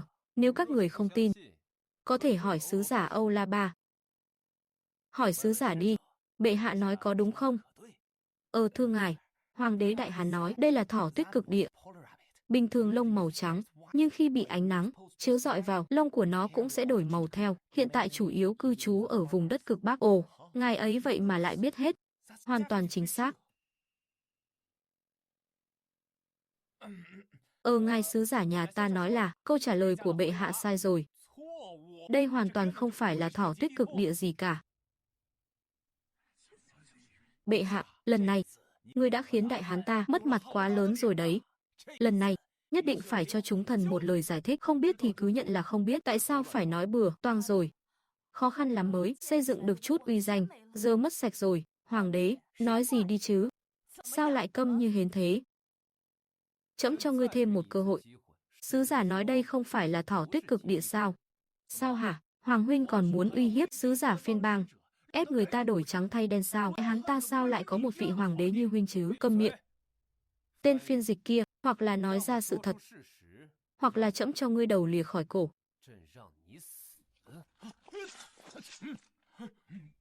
Làm càn. Hoàng đế, ngươi muốn làm gì? Hoàng huynh, chẳng lẽ huynh định giết luôn cả phiên dịch, giết người diệt khẩu sao? Những lời tiểu nhân nói đều là ngài sứ giả bảo tiểu nhân nói mà. Sao, ngài lại muốn giết ta? Đừng quên là ở đây, chỉ có mình ta nghe hiểu lời sứ giả thôi. Thế sao? Phiên dịch của ngươi cần đổi người rồi. Thưa ngài Âu La Ba.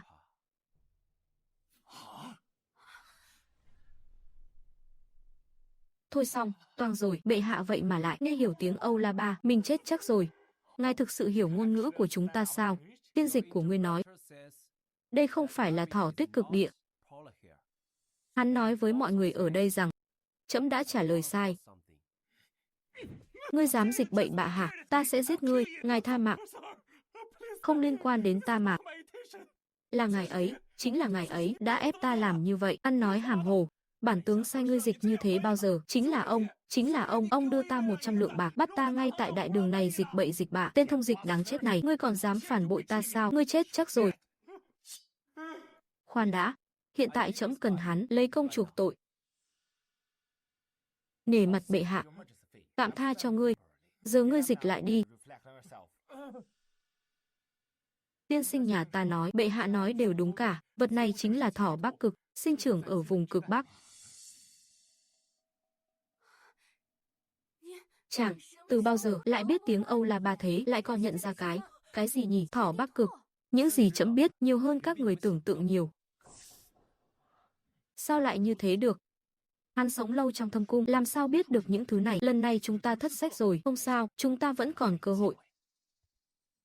Bệ hạ, tiên sinh nhà ta nói, 2 món đồ còn lại này là tổ tiên của tiên sinh nhà ta, từ Tân Đại Lục xa xôi mang về đây. Bệ hạ chắc chắn không biết đâu. Thứ hai tên là ngọc thục thử, tiếng ta gọi là ngô. Thứ ba là thổ đậu, cũng gọi là khoai tây. Trẫm nói có đúng không? Bệ hạ nói không sai chút nào. Thứ hai là ngô, thứ ba là khoai tây.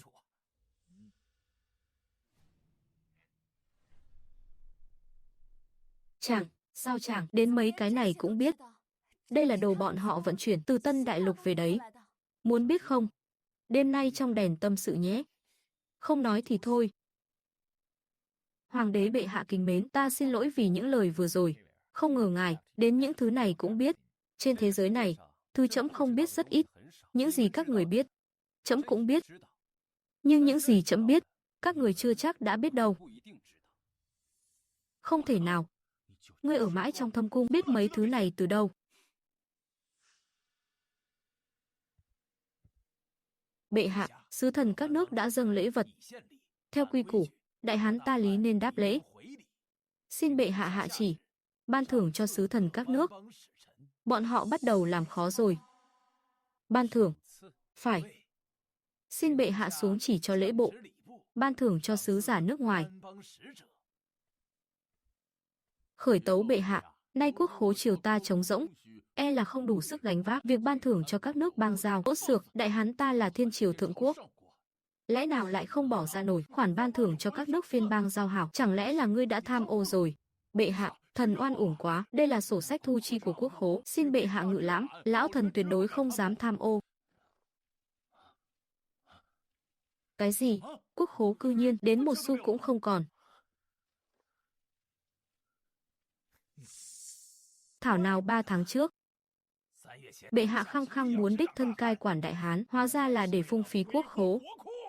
Đến nay, ngay cả tiền ban thưởng cho phiên bang cũng không lấy ra nổi. Bệ hạ, có phải là nên cho chúng thần một lời giải thích hay không?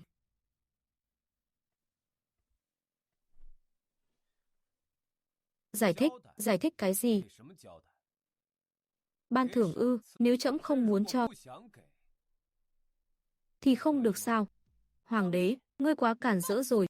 Đây là đại sự quốc gia. Sao có thể khinh suất như vậy? Ngươi là hoàng đế, sao có thể nói ra những lời như thế chứ? Đại hán hoàng đế, lời này của ngươi là có ý gì? Trẫm là chủ tử, các ngươi mới là nô tài. Các ngươi không làm việc cho trẫm, dựa vào đâu mà đòi trẫm ban thưởng? Trẫm nói không đúng sao? Mà nó dám cả gan sỉ nhục ta, hung nô đế quốc, bản sứ nhất định sẽ đem chuyện này tâu rõ với đại hán, xuất binh thảo phạt đại hán các ngươi. Sứ giả bớt giận, hắn rõ ràng là muốn kéo dài thời gian. Cho chúng ta chút thời gian, chúng ta nhất định sẽ cho ngài một câu trả lời thỏa đáng. Bản sứ nể mặt các ngươi lần này. Tên hoàng đế nhãi danh kia, cứ đợi đấy, bản sứ sẽ tính sổ với ngươi sau. Thái hậu, thần khẩn cầu sách phong Thanh Hà quận vương, làm nhiếp chính vương.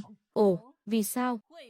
Bệ hạ thân chính đã 3 tháng mà nay lại ngay cả tiền ban thưởng cũng không lấy ra được, chẳng phải để người thiên hạ chê cười. Đại hán thiên triều thượng quốc của ta sao? Mọi chuyện đều do sự vô năng của bệ hạ mà ra. Cho nên khẩn cầu Thái hậu sách phong Thanh Hà quận vương, làm nhiếp chính vương, tổng lãm triều cương, xử lý triều chính. Sự việc đã đến nước này, hoàng đế ngoại trừ lảng tránh vấn đề thì chẳng cho ai ra được một câu trả lời. Thái hậu muốn câu trả lời thế nào? Thôi được rồi, do năng lực con yếu kém, ai ra cũng không ép con. Nay ban ý chỉ, sách phong Thanh Hà quận vương, làm nhiếp chính vương, tổng lãm triều cương, giải quyết vấn đề quốc khố trống rỗng. Thái hậu anh minh, đây chính là thượng sách lúc này. Cơ hội tốt như vậy mà lại bị ngươi lãng phí rồi. Giờ thì bất kể nói gì đi nữa, quốc khố đều không có tiền. Đây là điểm chí mạng. Thần cũng hết cách rồi, sao trẫm lại không biết? Lâm Quyền còn có năng lực giải quyết quốc khố trống rỗng cơ đấy. Nay quốc khố trống rỗng, chủ yếu là do đám dân đen địa phương tạo phản, khiến triều đình không thu được thuế. Chỉ cần chúng ta chi ra đủ tiền tài để dẹp loạn, đợi khi phản loạn được bình định, tự nhiên sẽ thu lại được thuế thôi. Hoàng huynh thấy cách của bản vương thế nào? Ngu xuẩn rốt nát.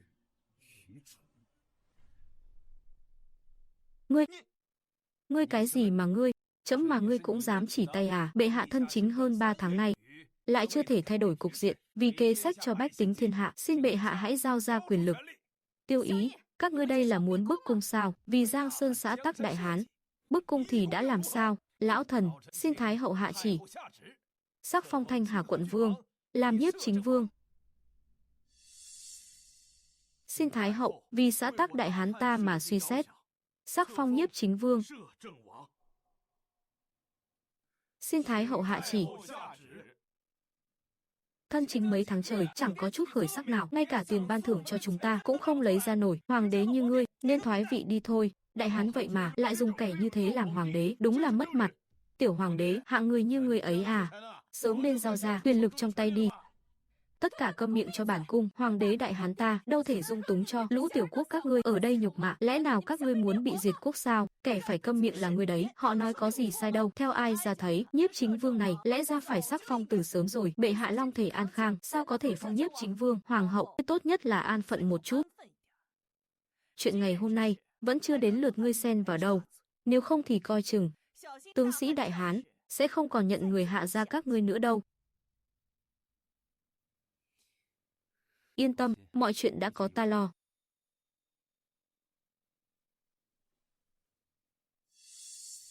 Sắp đại quyền bàng lạc đến nơi rồi, sao ta yên tâm được? Hôm nay ai ra?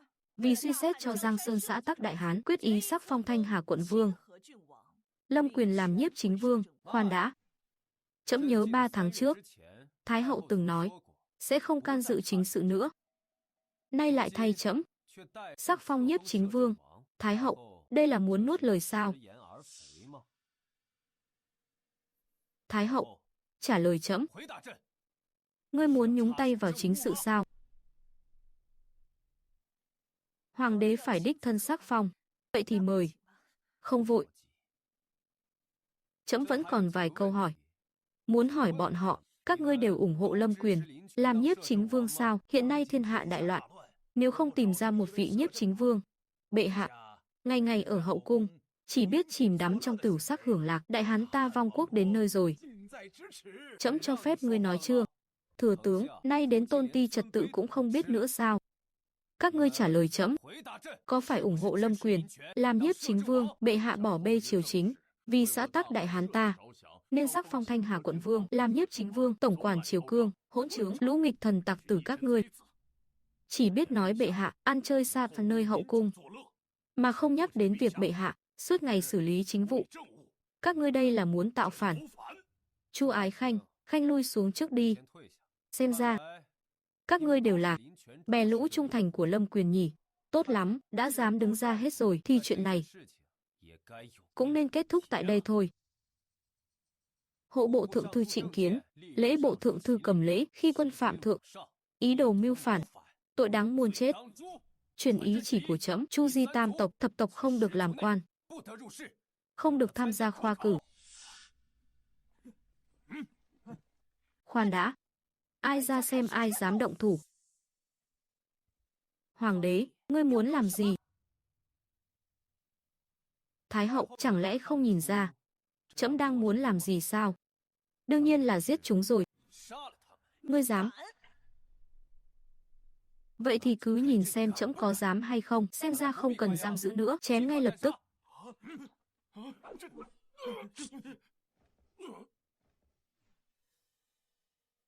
Hoàng đế, ngươi to gan lắm, dám ngang nhiên giết hại đại thần tam phẩm của triều đình ngay tại đây. Ngươi muốn tạo phản sao? Tạo phản? Trẫm là hoàng đế, trẫm tạo phản ai? Trả lời trẫm. Trẫm tạo phản ai hả? Bệ hạ vô pháp vô thiên, vì tư lợi cá nhân mà lạm sát đại thần tam phẩm trong triều, thật vô pháp vô thiên. Xin Thái hậu sắc phong nhiếp chính vương để chấn chỉnh triều cương. Hai người Trịnh Kiến, Tần Lâm xúc phạm quân vương, ý đồ mưu phản, đáng giết. Hai vị khanh gia Trịnh Kiến, Tần Lâm vì đại hán, vì Giang Sơn xã Tắc mà mạo chết can gián, đó là tấm gương trung liệt. Hoàng huynh giết người ngay giữa triều, tàn bạo cùng cực, không nghe lời trung thần, bắt gặp đại họa. Kính xin Thái hậu vì Giang Sơn đại hán lập tức nghiêm trị, thu phục lòng sĩ tử trong thiên hạ. To gan thật đấy, dám ngay trước mặt trẫm đòi thu phục nhân tâm thiên hạ sao? Ngươi muốn làm phản à? Người đâu? Bắt Thanh Hà quận vương Lâm Quyền lại cho trẫm. Ngươi dám? Bản vương là con của tiên đế, ta xem kẻ nào dám động vào bản vương. Ta dám.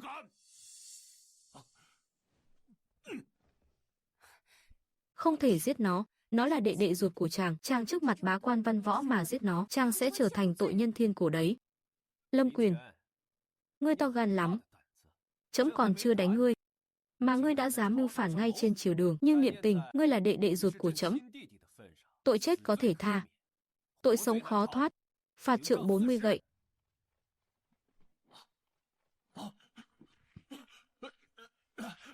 Dừng tay. Hôm nay ai ra muốn xem thử, kẻ nào dám trước mặt ai ra mà dám đánh Thanh Hà quận vương. Thanh Hà quận vương Lâm Quyền nhiều lần bất kính với quân thượng, âm mưu son ngôi đoạt vị, ý đồ tạo phản, tội đáng chém đầu.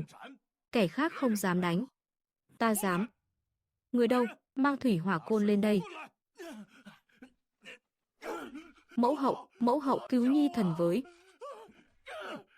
Hoàng đế, bảo người của ngươi dừng tay ngay, nếu ngươi dám làm hại hoàng nhi của ai ra sẽ không để yên cho ngươi đâu. Nói sai lời, làm sai việc thì phải chịu trừng phạt, không chém đầu hắn ngay lập tức đã là sự nhân từ lớn nhất của trẫm rồi. Đánh cho trẫm. Ngươi dám? Chu Tinh Xuyên, đánh thật mạnh cho trẫm. Cho dù đánh đến tàn phế, trẫm cũng xá ngươi vô tội, tuân lệnh.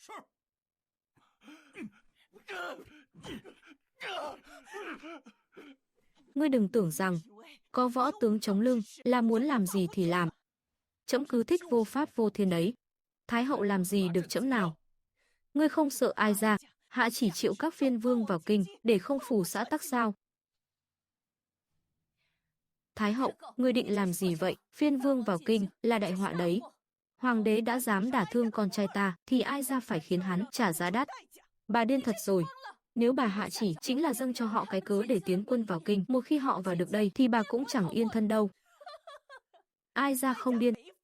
Ai ra là hoàng hậu của tiên đế, miễn là trên cái ngai vị này người ngồi là con cháu họ Lâm thì ai ra vẫn là thái hậu.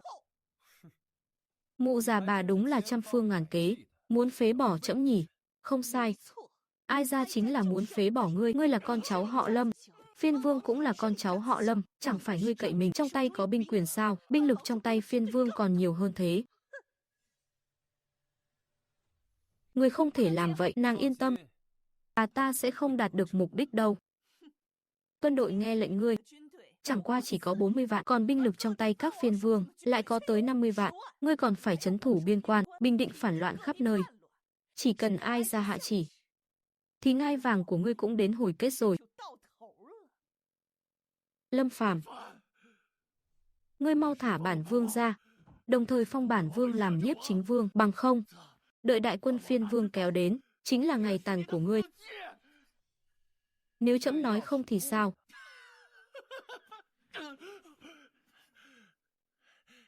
Vậy thì ngươi cứ chờ chết đi. Tuy ngươi có 40 vạn đại quân, nhưng ngươi lại không có tiền, còn thương nhân đều ủng hộ bản vương có tiền. Đợi đại quân phiên vương vừa đến, ngươi chắc chắn phải chết.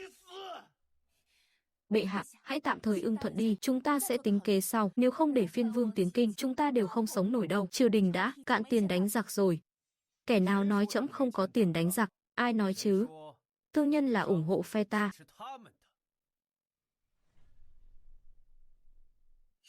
Họ không ủng hộ bản vương, chẳng lẽ lại đi ủng hộ một tên bạo quân như ngươi sao? Thương nhân sẽ không hùa theo ngươi làm phản đâu.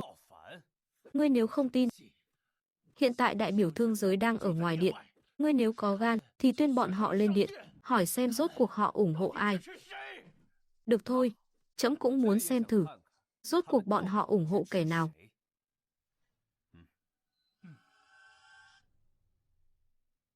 Bệ hạ có chỉ, mời đại biểu thương giới lên điện yết kiến.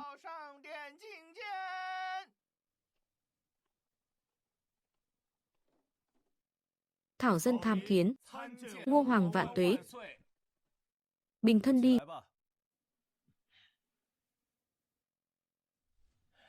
Hoàng huynh, huynh có biết trong cái dương này là thứ gì không? Đây là số ngân lượng bản vương bảo bọn họ quyên góp đấy. Hoàng huynh thân chính 3 tháng này chẳng thấy thay đổi được chút gì, quốc khố vẫn trống rỗng như xưa, chỉ cần bản vương được phong làm nhiếp chính vương là có thể giải quyết ngay vấn đề quốc khố trống rỗng. Chu thượng thư, Chu đại nhân, nếu bây giờ ông quy thuận bản vương, đợi khi bản vương nhiếp chính, Trung thư tỉnh chắc chắn sẽ có một chỗ cho ông, bằng không, bản vương sẽ cắt đứt quân phí của ông. Ngươi, Chu thượng thư, ngươi phải suy nghĩ cho kỹ đi. Đáng chết, Lâm Quyền có thương nhân chống lưng. Lần này phiền phức to rồi, nếu không có tiền, binh lính không có cơm ăn, họ cũng sẽ chẳng nghe lời đâu. Lần này là xong đời thật rồi. Quân đội không thể thiếu tiền được. Hoàng đế, nếu ngươi không muốn từ bỏ bước xuống khỏi cái vị trí này, thì hãy sắc phong nhiếp chính vương. Có kéo dài thêm nữa cũng vô dụng thôi. Thái hậu cũng chắc chắn rằng đám thương nhân đều ủng hộ Lâm Quyền rồi. Tiền tài thần, Triệu Như Hải. Các ngươi nói xem, giới thương nhân rốt cuộc là ủng hộ ai hả? Chúng thảo dân đương nhiên là ủng hộ bệ hạ rồi. Hả? Cái gì? Ngươi nói lại lần nữa xem, ngươi ủng hộ ai? Chúng thảo dân đương nhiên là ủng hộ bệ hạ. Chẳng lẽ Thanh Hà quận vương nghe không rõ sao? Hỗn đản, các ngươi lại dám không ủng hộ bản vương. Thanh Hà quận vương, đám thảo dân chúng ta không muốn chết đâu. Hỗn xược, Lâm Phàm không có tiền, quân đội sẽ không ủng hộ hắn còn là cái thá gì chứ? Các ngươi dám phá hỏng đại kế của ta. Một đám phế vật. Vẫn chưa có mấy thương nhân hiểu ra, trẫm đúng là không có tiền, nhưng trẫm có quân đội. Bọn họ không đưa, trẫm không biết tự mình đi lấy sao? Vương gia, các người đấu không lại bệ hạ đâu. Các người tốt nhất là nhận lỗi với bệ hạ đi, chúng ta không thể nào đi theo ngài làm phản được. Không thể nào, bản vương đọc đủ thi thư, sao có thể thua hắn, một tên hôn quân vô học được. Lâm Quyền, ngươi to gan, ngươi lại dám nhục mạ bệ hạ. Bản vương nói thì đã sao, hắn chính là kẻ vô học. Tên hôn quân ăn chơi sao, bản vương có điểm nào không bằng hắn, mắng hay lắm. Lấy thân phận thân vương, nhục mạ thiên tử đương triều, to gan thật đấy. Người đâu? Ai cho phép các ngươi dừng tay? Tiếp tục đánh cho trẫm, không đánh đủ 40 trượng, không được dừng.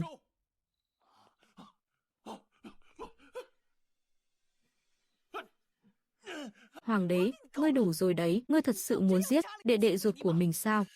Nói sai lời thì phải trả giá, trẫm chỉ đánh nó vài gậy, đã là hời cho nó lắm rồi. Có ai chịu được 40 đại bản mà không chết thì đã sao? Đánh tiếp cho trẫm. Hoàng đế, ngươi to gan, ngươi tàn hại thủ túc, độc đoán chuyên quyền, hạng người như ngươi, sao xứng làm vua một nước? Nếu ngươi không dừng tay, ai ra hôm nay sẽ liên hợp bá quan văn võ phế truất ngươi.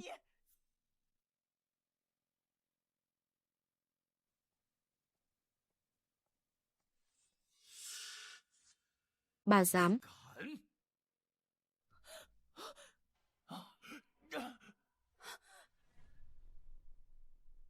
Thái hậu, bà vừa nói cái gì?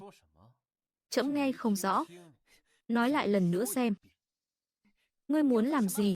Ai ra chính là Thái hậu? Thái hậu là Thái hậu lớn hay Thái tổ lớn? Ngươi chàng không thể giết bà ấy là Thái hậu. Thái hậu. Trẫm hỏi lại lần nữa. Là Thái hậu lớn hay Thái tổ lớn? Thái tổ lớn.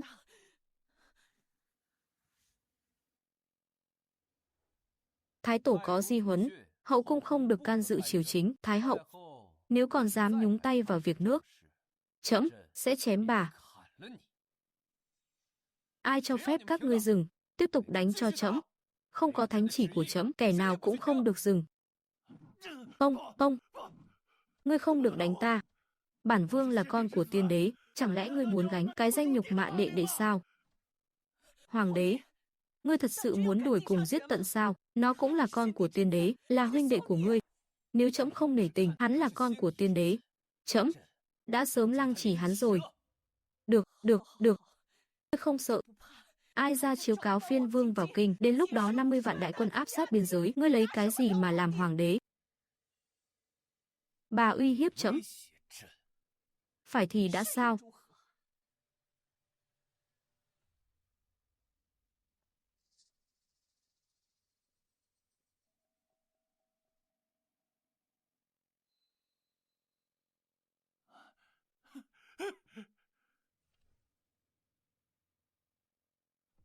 Lâm Phàm, ngươi sợ rồi chứ gì? Bây giờ ngươi lập tức quỳ xuống xin lỗi ta, bằng không, đợi phiên vương tới, sẽ khiến ngươi tan xương nát thịt. 50 vạn đại quân chứ gì? Tan xương nát thịt chứ gì?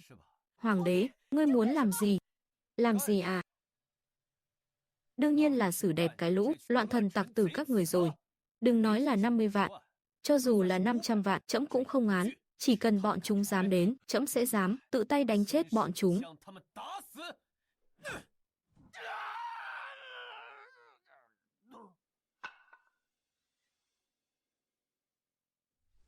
Được. Lời này là do hoàng đế nói đấy. Ai ra sẽ hạ chỉ triệu phiên vương vào kinh, trấn hưng xã tắc. Hoàng đế, ngươi cứ chờ chết đi.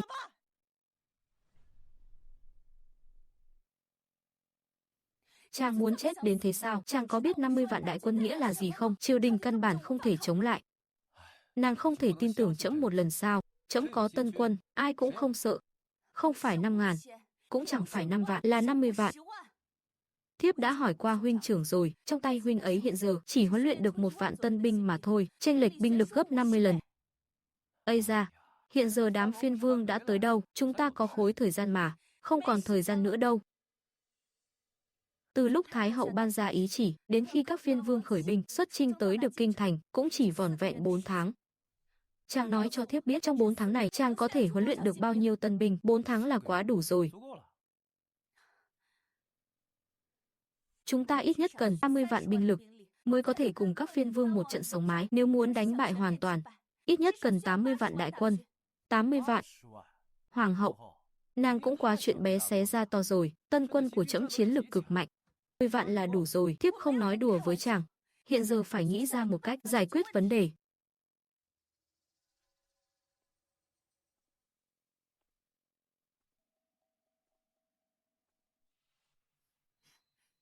Chúng ta đem biên quân và quân đồn trú các nơi, cùng quân dẹp loạn tập hợp lại một chỗ, gom đủ 40 vạn đại quân mới có thể cùng bọn họ giao chiến, không được.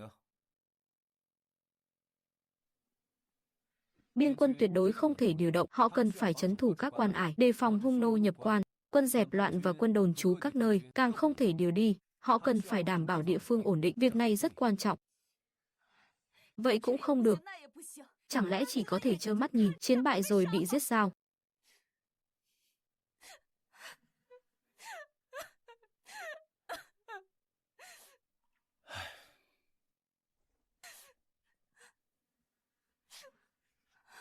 Ây da, được rồi, Khuynh Thành, khóc cái gì chứ, ai nói chúng ta nhất định sẽ bại trận nào?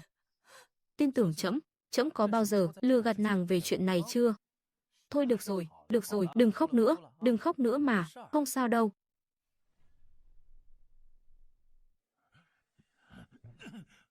Mẫu hậu, chúng ta nhất định không thể buông tha Lâm Phàm, không giết tên hôn quân đó, Nhi thần tuyệt đối không cam tâm.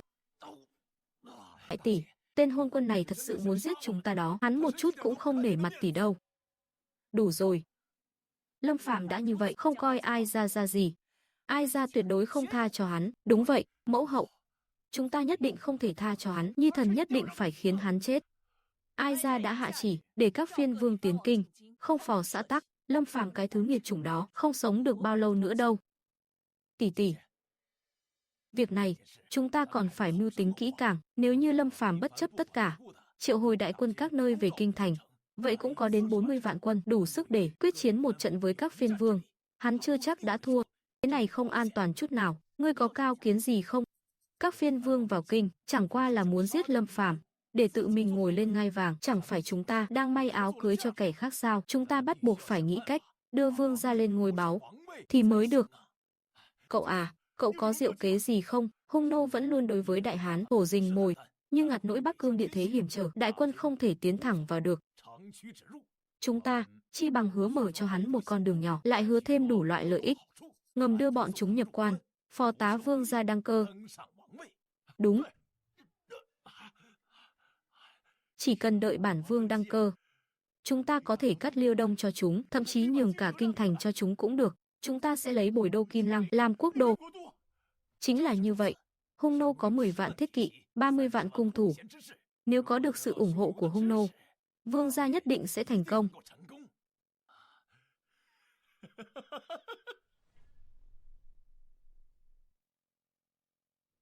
Anna Tốn, huynh đệ tốt của ta, cơ hội của chúng ta đến rồi. Cơ hội.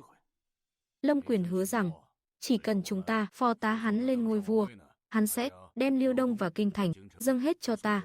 Các phiên vương Đại Hán sẽ khởi binh 50 vạn quân tiến vào kinh đô, tên tiểu hoàng đế đó chắc chắn sẽ điều động binh mã quyết chiến với chúng.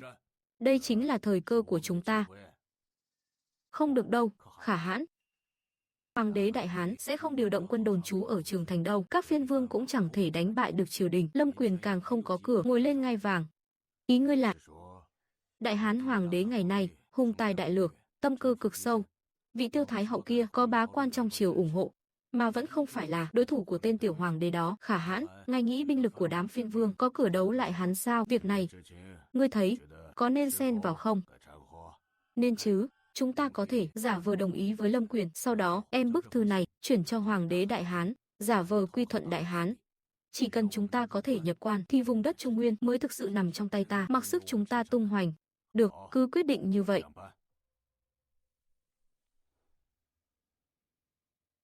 tin rằng chư vị đã nhận được ý chỉ của Thái hậu. Các ngươi thấy thế nào? Bản vương thấy Thái hậu này là già rồi nên lú lẫn chăng, lại dám trao cái danh đại nghĩa cho chúng ta. Bà ta không hề lú lẫn đâu. Bản vương nhận được tin, Lâm Quyền đã bị tên tiểu hoàng đế đó đánh cho thừa sống thiếu chết, chẳng coi Thái hậu ra gì nữa rồi. Nếu Thái hậu không để chúng ta vào kinh, con trai bà ta sẽ bị đánh chết mất, cho nên ý của chư vị vương gia là xuất binh. Phải. Đây là một cơ hội ngàn năm có một, tại sao lại không xuất binh chứ? Bản vương cũng đồng ý xuất binh, nhưng có một việc. Trước khi giết được tên tiểu hoàng đế, chúng ta không được nội chiến, đợi giết xong tên tiểu hoàng đế, sẽ bàn chuyện đế vị sau. Được, cứ làm như vậy. Vậy chúng ta ai về nơi nấy, chuẩn bị lương thảo, quân khí, trưng dụng dân phu. Sau khi chuẩn bị xong xuôi, tiến thẳng về kinh thành. Nghe nói gì chưa? Phiên vương khởi binh 50 vạn quân, triều đình sắp không đỡ nổi rồi. Căn bản là không có cửa thắng, triều đình tổng cộng mới có 40 vạn đại quân, muốn sống mái một trận với các phiên vương thì chắc chắn phải điều động toàn bộ binh lực của triều đình mới được. Như vậy thì phương Bắc bỏ trống, Hung nô chắc chắn sẽ xua quân Nam Hạ. Chứ còn gì nữa, bệ hạ dù có may mắn thắng được phiên vương thì tổn thất cũng nặng nề, lấy gì chống lại Hung nô, còn nếu thua thì càng phải chết.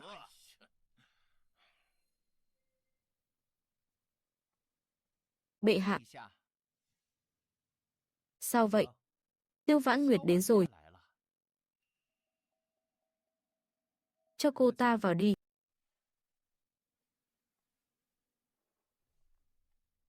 Thiếp tham kiến bệ hạ.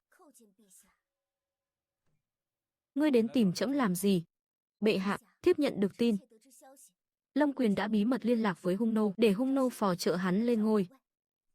Tiêu Vãn Nguyệt, trẫm rất tò mò. Nay các nơi phiên vương khởi binh 50 vạn, muốn thảo phạt trẫm. Hung nô cũng đang hổ rình mồi. Ngươi lại còn chạy tới báo tin cho trẫm. Nếu trẫm thua, chẳng phải ngươi sẽ mất cả chỉ lẫn trải sao? Thiếp tin bệ hạ sẽ không thua. Thiếp không giống như hoàng hậu đi nghi ngờ bệ hạ. Tiêu Vãn Nguyệt, cút ngay. Bệ hạ đâu có bảo thiếp cút. Hoàng hậu dựa vào đâu mà bảo ta cút? Dựa vào việc bản cung là hoàng hậu, chủ nhân hậu cung, đã đủ chưa? Nhưng bệ hạ đâu có hạ chỉ đâu. Đủ rồi. Khuynh Thành, nàng đến tìm trẫm có việc gì? Hiện giờ trong kinh thành đều đồn ầm lên rồi. Đồn đại chuyện gì? Bách tính trong kinh nói rằng lần này các phiên vương tập kết 50 vạn đại quân, bất kể chúng ta thắng hay thua, cuối cùng đều sẽ thua. Bởi vì đại quân Hung nô tin tức tập kết đã truyền đến rồi. Xem ra lại là đám Lâm Quyền giở trò. Mục đích bọn hắn làm vậy chính là để ảnh hưởng binh sĩ trong quân, đả kích sĩ khí. Không sai, nghe huynh trưởng nói, hiện tại thập nhị vệ ở kinh thành quân tâm rất dao động. Chúng ta phải nghĩ cách giải quyết vấn đề này.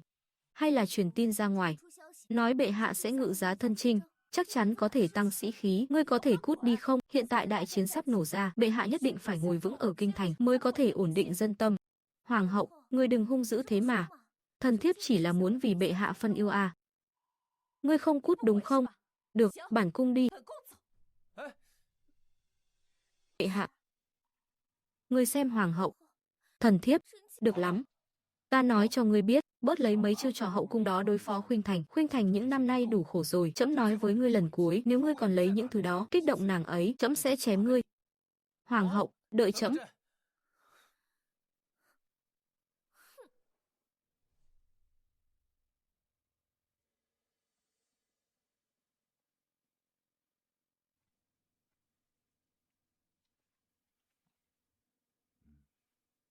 Tân quân lấy hỏa khí làm chủ.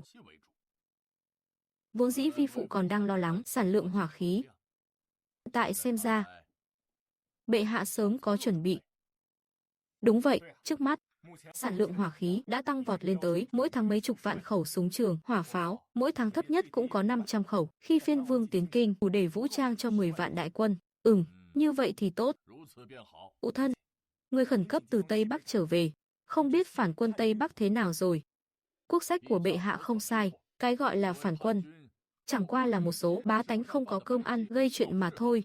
Vi phụ làm theo lời bệ hạ. Ân uy Tịnh Thi hiện đã cơ bản bình định. Hiện tại chỉ đợi các lộ phiên vương và Hung nô thôi. Hài nhi đã cẩn tuân bệ hạ căn dặn, đã đang khẩn cấp huấn luyện đại quân, không lâu nữa sẽ hình thành sức chiến đấu tốt. Tiếp theo, chỉ đợi 7 lộ phiên vương tiến kinh, chúng ta sẽ tính toán kỹ món nợ này với đám loạn thần tặc tử. Thưa các vị phụ lão hương thân, chư vị. Các vị phụ lão hương thân, hoàng huynh của ta chắc chắn thua, căn bản không có khả năng thắng. Các lộ phiên vương đã khởi binh tận 50 vạn quân ấy, không ai đánh lại nổi bọn họ đâu, bệ hạ thua chắc rồi. Thật hay đùa vậy. Bản vương đường đường là vương gia đương triều, ta lừa các ngươi làm cái gì, ngài là vương gia. Vậy tại sao ngài lại nói những điều này với dân đen chúng ta? Là vì các ngươi đó đều là con dân Đại Hán của ta cả, không muốn nhìn các ngươi chết uổng. Để con cái phải chết một cách vô ích, phải đấy, có lý lắm. Cho nên, vương gia hôm nay nói cho các ngươi biết những điều này chính là hy vọng con cái các ngươi đang tòng quân, huynh đệ, chồng con mau chóng quay về, đừng đi nộp mạng vô ích.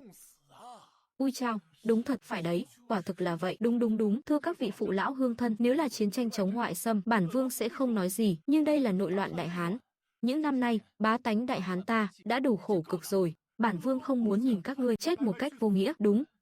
Vậy bảo họ về đi thôi, lần này, phiên vương khởi binh 50 vạn, triều đình đỡ không nổi đâu. Phải đó, nếu là đánh giặc ngoài thì không nói hai lời, xông lên ngay, nhưng chết trong nội loạn thì quá không đáng. Quan trọng là biết rõ sẽ thua, không thể để huynh đệ chúng ta nộp mạng vô ích được. Phải đó.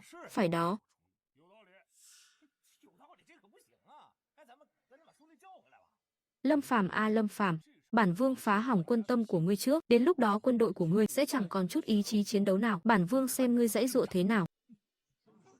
Thưa các vị phụ lão hương thân, nếu các vị đã quyết định rồi, thì mau chóng về đi, bảo con trai, chồng và huynh đệ của các vị mau quay về. Biết rõ bệ hạ sẽ thua, thì đừng có nộp mạng vô ích. Các người đừng có phụ lòng vương gia, có ý tốt đấy nhé.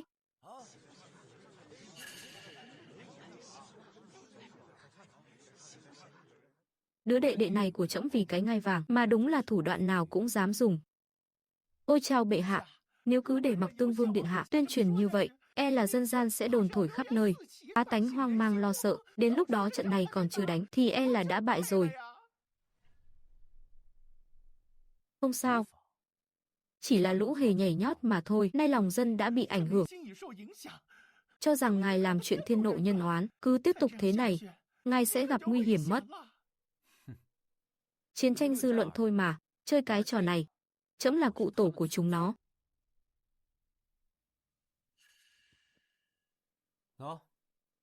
Đây là, thứ này gọi là báo chí. Từ nay về sau, mọi thông tin quan trọng của Đại Hán ta đều sẽ dùng hình thức này đăng lên báo, lưu truyền thiên hạ, để bách tính Đại Hán ta nắm bắt mọi tin tức nóng hổi nhất. Bệ hạ, loại giấy này mỏng như cánh ve, xem ra so với giấy tuyên còn đắt đỏ hơn không ít. Nếu dùng nó để phát hành khắp thiên hạ, Đại Hán ta e rằng gánh vác không nổi đâu ạ. Vô ngại, chuyện giấy tờ trẫm đã sớm giải quyết xong. Không những chế tạo đơn giản mà giá thành còn rẻ bèo. Từ nay về sau Đại Hán ta, người người đều có thể dùng giấy tùy ý viết lách. Bệ hạ thánh minh. Nhưng mà báo giấy này nên phát hành khắp thiên hạ thế nào đây? Vậy đương nhiên là phải tìm mấy tay bán báo nhí sành sỏi rồi. Bán báo? Mấy nhóc tỳ sành sỏi. Đó là vật gì? Bán báo đây, tin sốt dẻo đây, bán báo giấy đây, báo mới về đây, bán báo, mua báo đi. Tiên sinh muốn mua một tờ báo không? Cho ta một tờ, đưa ta một tờ xem thử.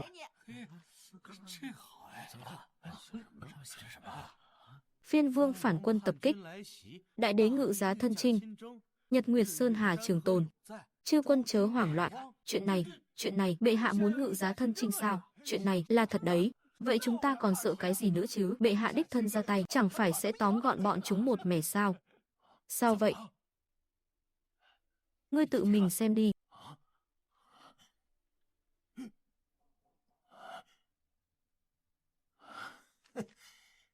Bán báo đê.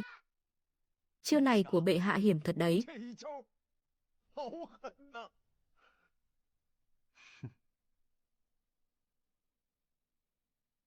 Chán thật.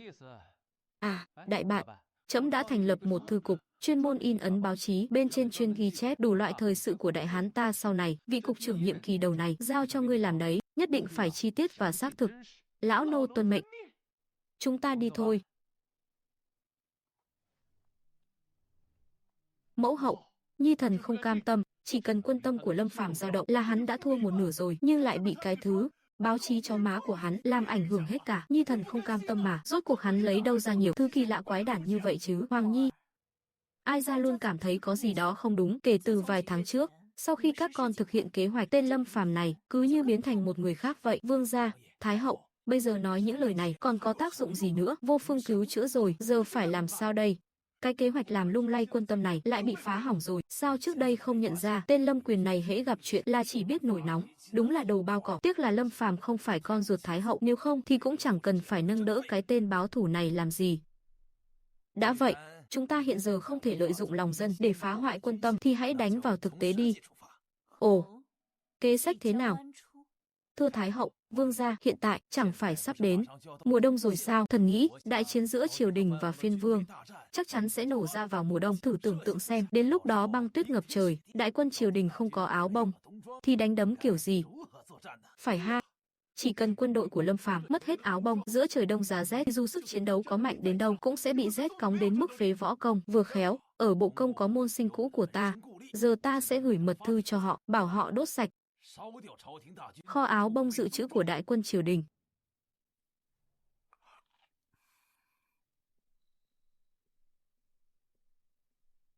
Rốt cuộc là chàng nghĩ cái gì vậy, lại dám đòi ngự giá thân chinh hả? Đâu có đâu. Trên này viết rành rành ra đây, chàng định giấu thiếp đến bao giờ?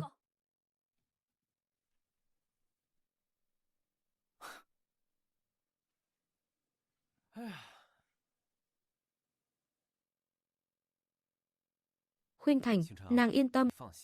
Đây chỉ là kế hoãn binh thôi, dùng để trấn an lòng dân ấy mà, đến lúc đó trẫm tự có cách. Nhưng nếu chàng không ngự giá thân chinh thì sẽ mất lòng dân. Lúc đó chẳng phải vẫn rắc rối như nhau sao? Thôi được rồi, cứ qua ải này trước đã rồi tính.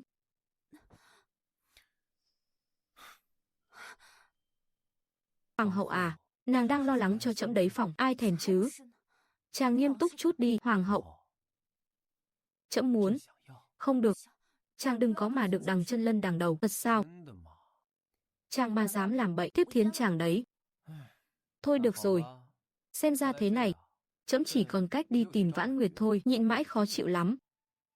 Chàng dám. Thì đúng là vậy mà. Cưới vợ về mà treo niêu không cho ăn, hại trẫm dạo này. Tay to hơn hẳn rồi đây này. Nhịn thì bức bối, không tìm Vãn Nguyệt thì biết làm sao. Không sao, Khuynh Thành không chịu. Thì thôi vậy, trẫm đi đây. Này. Vậy chàng, nhẹ chút thôi nhé. Khuynh Thành, đây là chính miệng nàng nói đấy nhé.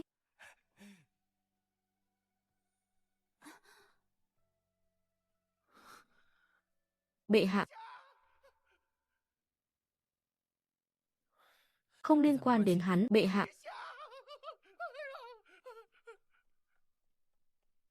Bệ hạ, đại sự không hay rồi. Cái tên cẩu nô tài này dám phá hỏng chuyện tốt của trẫm, la lối om sòm, còn ra thể thống gì nữa, bệ hạ. Kho tư y của hộ bộ bị cháy rồi. Cái gì? Kho quân nhu đông phục của triều đình bị thiêu rụi rồi. Hỗn đản, chắc chắn là Lâm Quyền hoặc là do phế vật kia làm. Đại quân triều đình không còn đông phục, làm sao giao chiến với quân đội của các phiên vương? Khuynh Thành, nàng đừng lo, việc này đối với trẫm lại là chuyện tốt. Chuyện tốt ư? Trẫm đang sầu vì không tìm được cơ hội để giết Thái hậu. Bọn họ làm như vậy, đúng là buồn ngủ gặp chiếu manh. Nhưng mà đại quân triều đình không có đông phục, không thể ra trận, chúng ta cũng chỉ có đường chết. Bây giờ đã vào đông rồi, muốn may gấp đông phục cho 10 vạn đại quân, căn bản là chuyện không thể nào. Khuynh Thành, nàng yên tâm, việc này đối với người khác có thể nói là khó như lên trời, nhưng đối với trẫm thì dễ như trở bàn tay.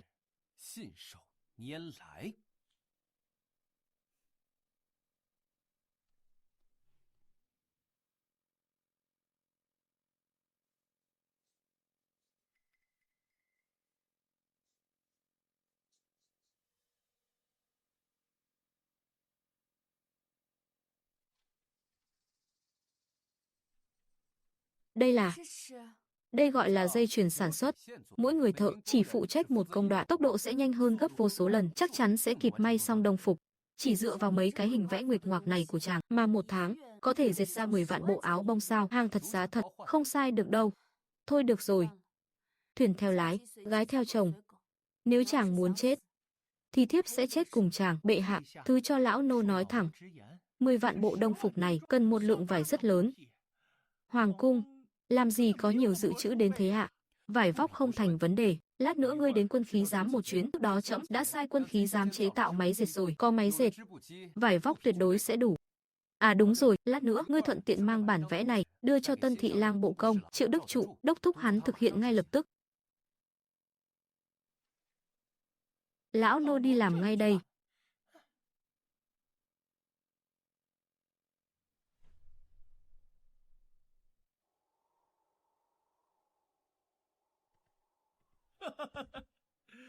Trận tuyết lớn đầu tiên của năm nay cuối cùng cũng rơi xuống rồi. Quân đội của Lâm Phàm không có đồng phục, ta xem hắn đánh trận kiểu gì. Vương gia, lão thần đã nhận được tin, các phiên vương khắp nơi đã chuẩn bị xong quân giới, cùng quân nhu lương thảo rồi, cũng đã chiêu mộ đủ dân phu rồi, sắp sửa khởi binh tiến về kinh thành. Tốt. Đây là chuyện khiến bản vương vui nhất trong mấy tháng qua. Đại quân triều đình mà không có áo bông thì chắc chắn chẳng còn mấy phần sức chiến đấu. Cậu, đi cùng ta ra ngoài một chút. Làm gì? Hẳn là, Lâm Phàm hiện tại chắc chắn đang nổi trận lôi đình. Chúng ta đi chế giễu hắn một chút để xả cơn giận trong lòng bản vương. Đi.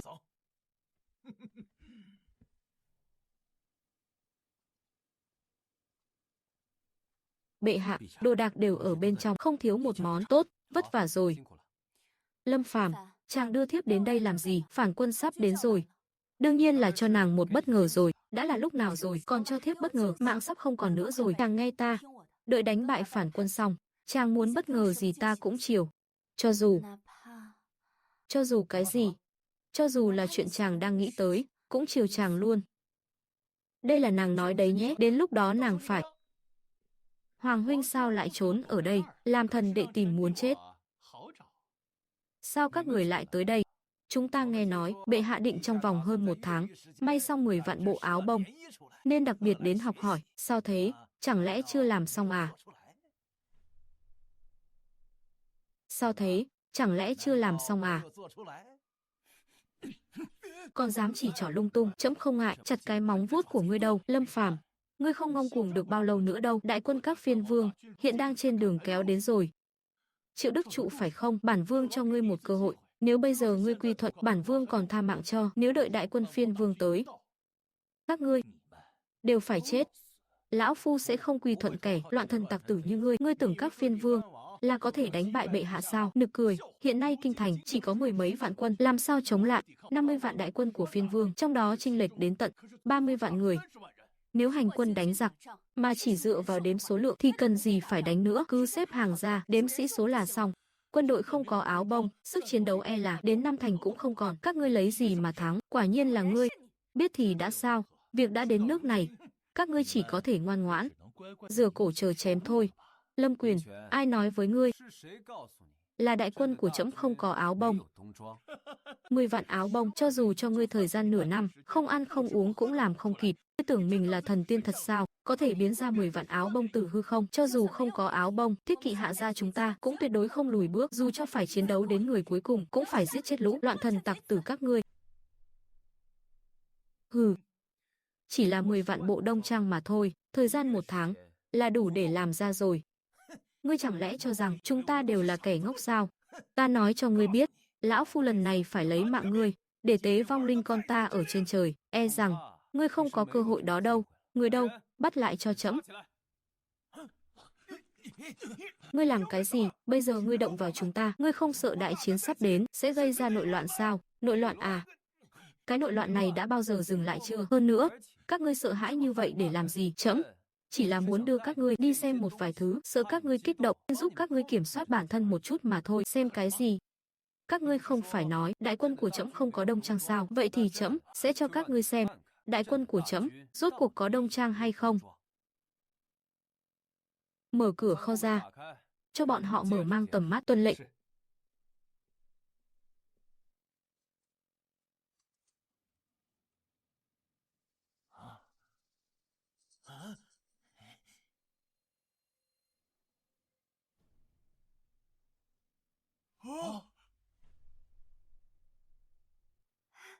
Chàng vậy mà thật sự làm ra được rồi. Đương nhiên, trẫm đã nói rồi, không có việc gì là trẫm không làm được.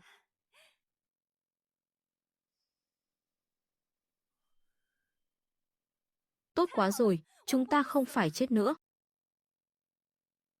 Không, điều này không thể nào. Làm sao ngươi có thể trong vòng 1 tháng may gấp được nhiều Đông Trang như vậy? Vạn sự đều có thể. Đây là giả. Ngươi đang lừa chúng ta. Đông Trang cho hơn 10 vạn đại quân, số vải vóc cần đến đã không phải là con số nhỏ. Đừng nói là hoàng cung, cho dù cả cái kinh thành này cộng lại cũng không đủ. Vải không đủ, thì dệt vải gấp. Lâm Phàm, ngươi bớt lừa gạt chúng ta đi. Kinh thành 1 tháng dệt được bao nhiêu vải? Chúng ta biết rõ mồn một, đều là lừa chúng ta đúng không? Bên trong này đều là rỗng tuếch đúng không? Một lũ phế vật ngây thơ. Các ngươi căn bản không biết thế nào là sức mạnh của công nghiệp. Một người, một ngày nhiều nhất chỉ dệt được vài thước. Nhưng một cỗ máy công nghiệp một ngày có thể dệt được hàng ngàn thước vải. Các ngươi cảm thấy vải còn có thể không đủ dùng sao? Máy móc công nghiệp cái gì? Ngươi đang nói hưu nói vượn cái gì vậy? Bản vương chưa từng nghe nói có thứ gì có thể một ngày dệt được 1000 cây vải, chưa từng thấy bao giờ. Vậy trẫm sẽ cho ngươi mở mang tầm mắt, kiếp sau đầu thai thì đừng có vô tri như vậy nữa.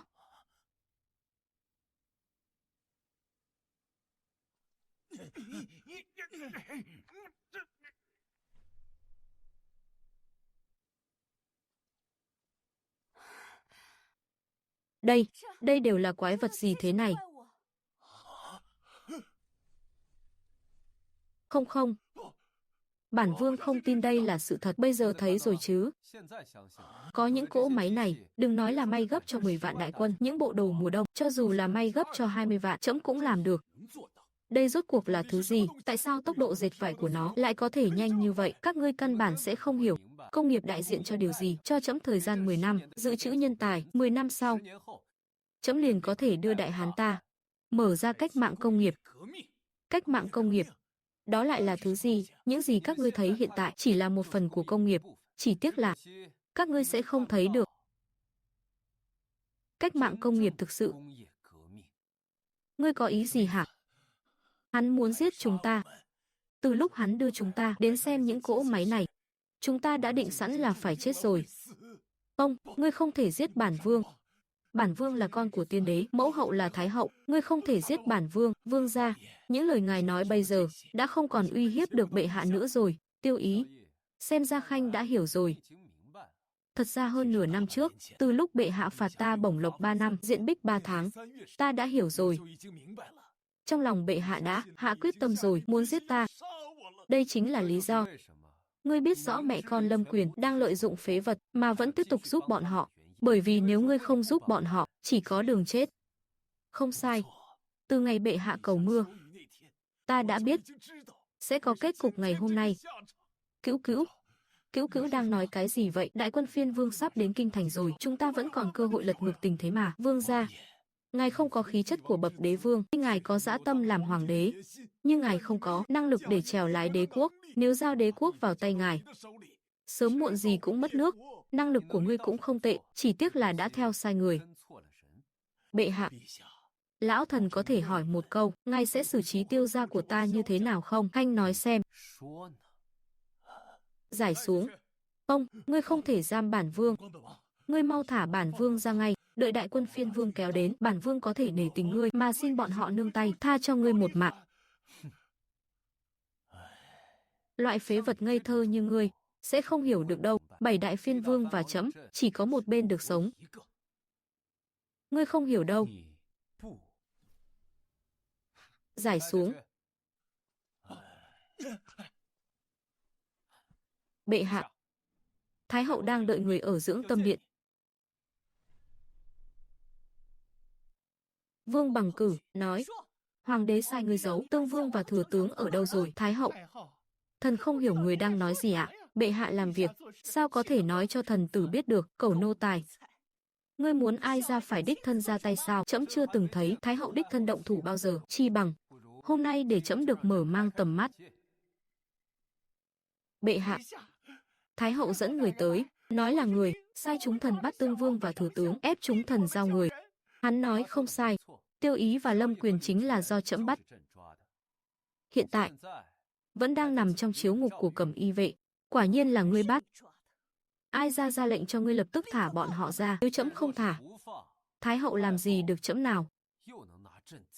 Ngươi, Thái hậu tốt nhất nên tôn trọng một chút. Trẫm là thiên tử Đại Hán, cửu ngũ chí tôn, thiên hạ cộng chủ. Còn Thái hậu đâu phải mẹ ruột của trẫm. Hoàng đế, ngươi to gan.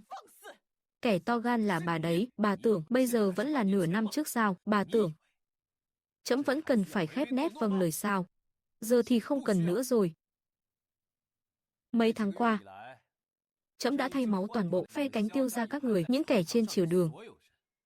Trên từ trung thư tỉnh, dưới đến viên ngoại lang lục bộ, trẫm không tha cho bất cứ kẻ nào. Hiện tại đại quyền trong tay trẫm, không cần phải thỏa hiệp với bà nữa.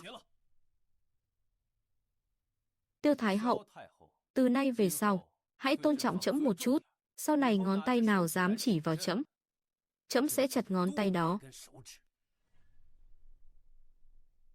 Hoàng đế, ngươi quá quát lắm. Ai ra là Thái hậu, là hoàng hậu của tiên đế, là mẹ trên danh nghĩa của ngươi. Mẹ của trẫm đã qua đời từ lâu rồi, bà chẳng qua chỉ là kế hậu của tiên đế, mệnh đế vương là vạn thế. Nếu có làm lại lần nữa, trẫm vẫn sẽ làm như vậy. Hoàng đế, ngươi thật sự muốn chết sao? Kẻ muốn chết là mẹ con các người mới đúng. Trẫm lên ngôi khi còn nhỏ, bà buông rèm nhiếp chính, thâu tóm triều đình, 10 tuổi. Trẫm thân chính chưa đầy 1 tháng đã bị tỷ đệ các ngươi tính kế, mất đi đại quyền. Nhưng triều đường bị tỷ đệ các ngươi làm cho trương khí mù mịt, ngươi cảm thấy ngươi còn sống được sao? Ai ra là mẫu thân trên danh nghĩa của ngươi, nếu ngươi dám giết ai ra, chính là bất hiếu, bất hiếu. Hiện nay, 36 lộ phiên vương đã bình định, lũ lụt Giang Nam, hạn hán phương Bắc đã được giải quyết, thứ duy nhất còn lại chỉ có mẹ con tỷ đệ các ngươi và các lộ phiên vương. Ngươi nói những thứ này để làm gì? Giết ngươi chẳng qua là gánh chút tiếng xấu, nhưng Đại Hán của ta đang phồn vinh hưng thịnh. Cho nên, ngươi nghĩ xem, trẫm có dám giết ngươi hay không? Có điều Thái hậu yên tâm, trẫm hiện tại vẫn chưa giết ngươi. Đợi ngày đại quân phiên vương tan rã, chính là lúc trẫm giết ngươi. Đại bại, lão nô có mặt, đưa Thái hậu về từ Ninh cung, truyền chỉ xuống dưới. Từ nay về sau nếu không có thánh chỉ của trẫm, Thái hậu không được bước ra khỏi từ Ninh cung nửa bước. Nếu như Thái hậu bước ra khỏi từ Ninh cung, trẫm sẽ chém đầu tướng quân trực ban. Lão nô đã hiểu. Thái hậu, mời. Đừng để tạp ra khó xử. Hoàng đế, ngươi sẽ bị báo ứng.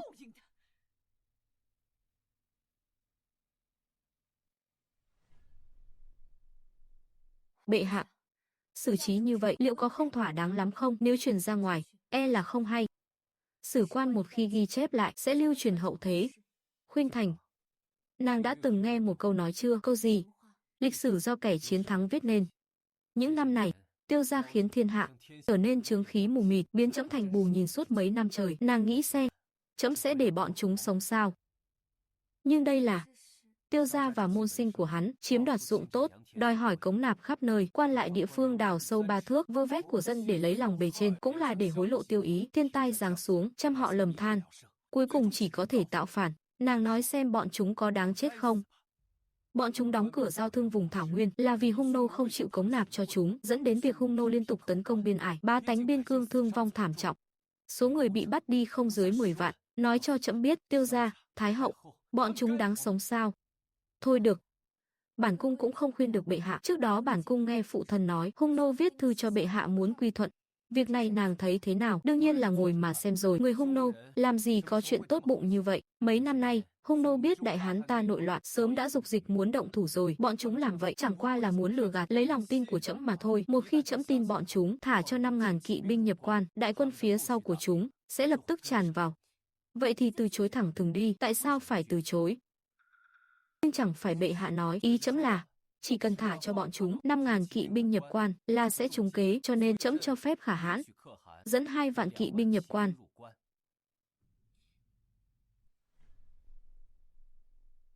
2 vạn kỵ binh nhập quan, rốt cuộc bệ hạ đang nghĩ cái gì vậy? 2 vạn kỵ binh nhập quan, chẳng phải thiên hạ sẽ đại loạn sao? Ai bảo 2 vạn kỵ binh thì thiên hạ sẽ đại loạn? Trẫm làm việc thiếu tin cậy thế sao? Nhưng đó là 2 vạn kỵ binh đấy. Đúng vậy, phải để 2 vạn kỵ binh nhập quan, thì trẫm mới kiểm soát được hung nô.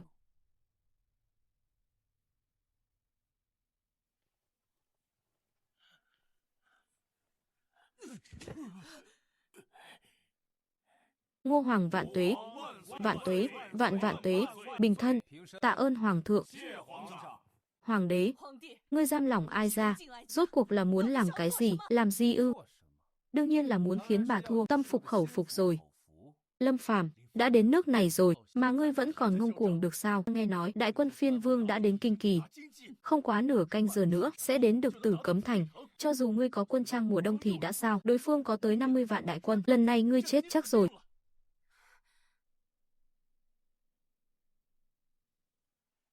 Hôm nay trẫm đưa các người tới đây, chính là để cho các người thấy cái gọi là chỗ dựa của các người. 50 vạn đại quân phiên vương kia, trong mắt trẫm chẳng qua chỉ là lũ gà đất chó sành mà thôi.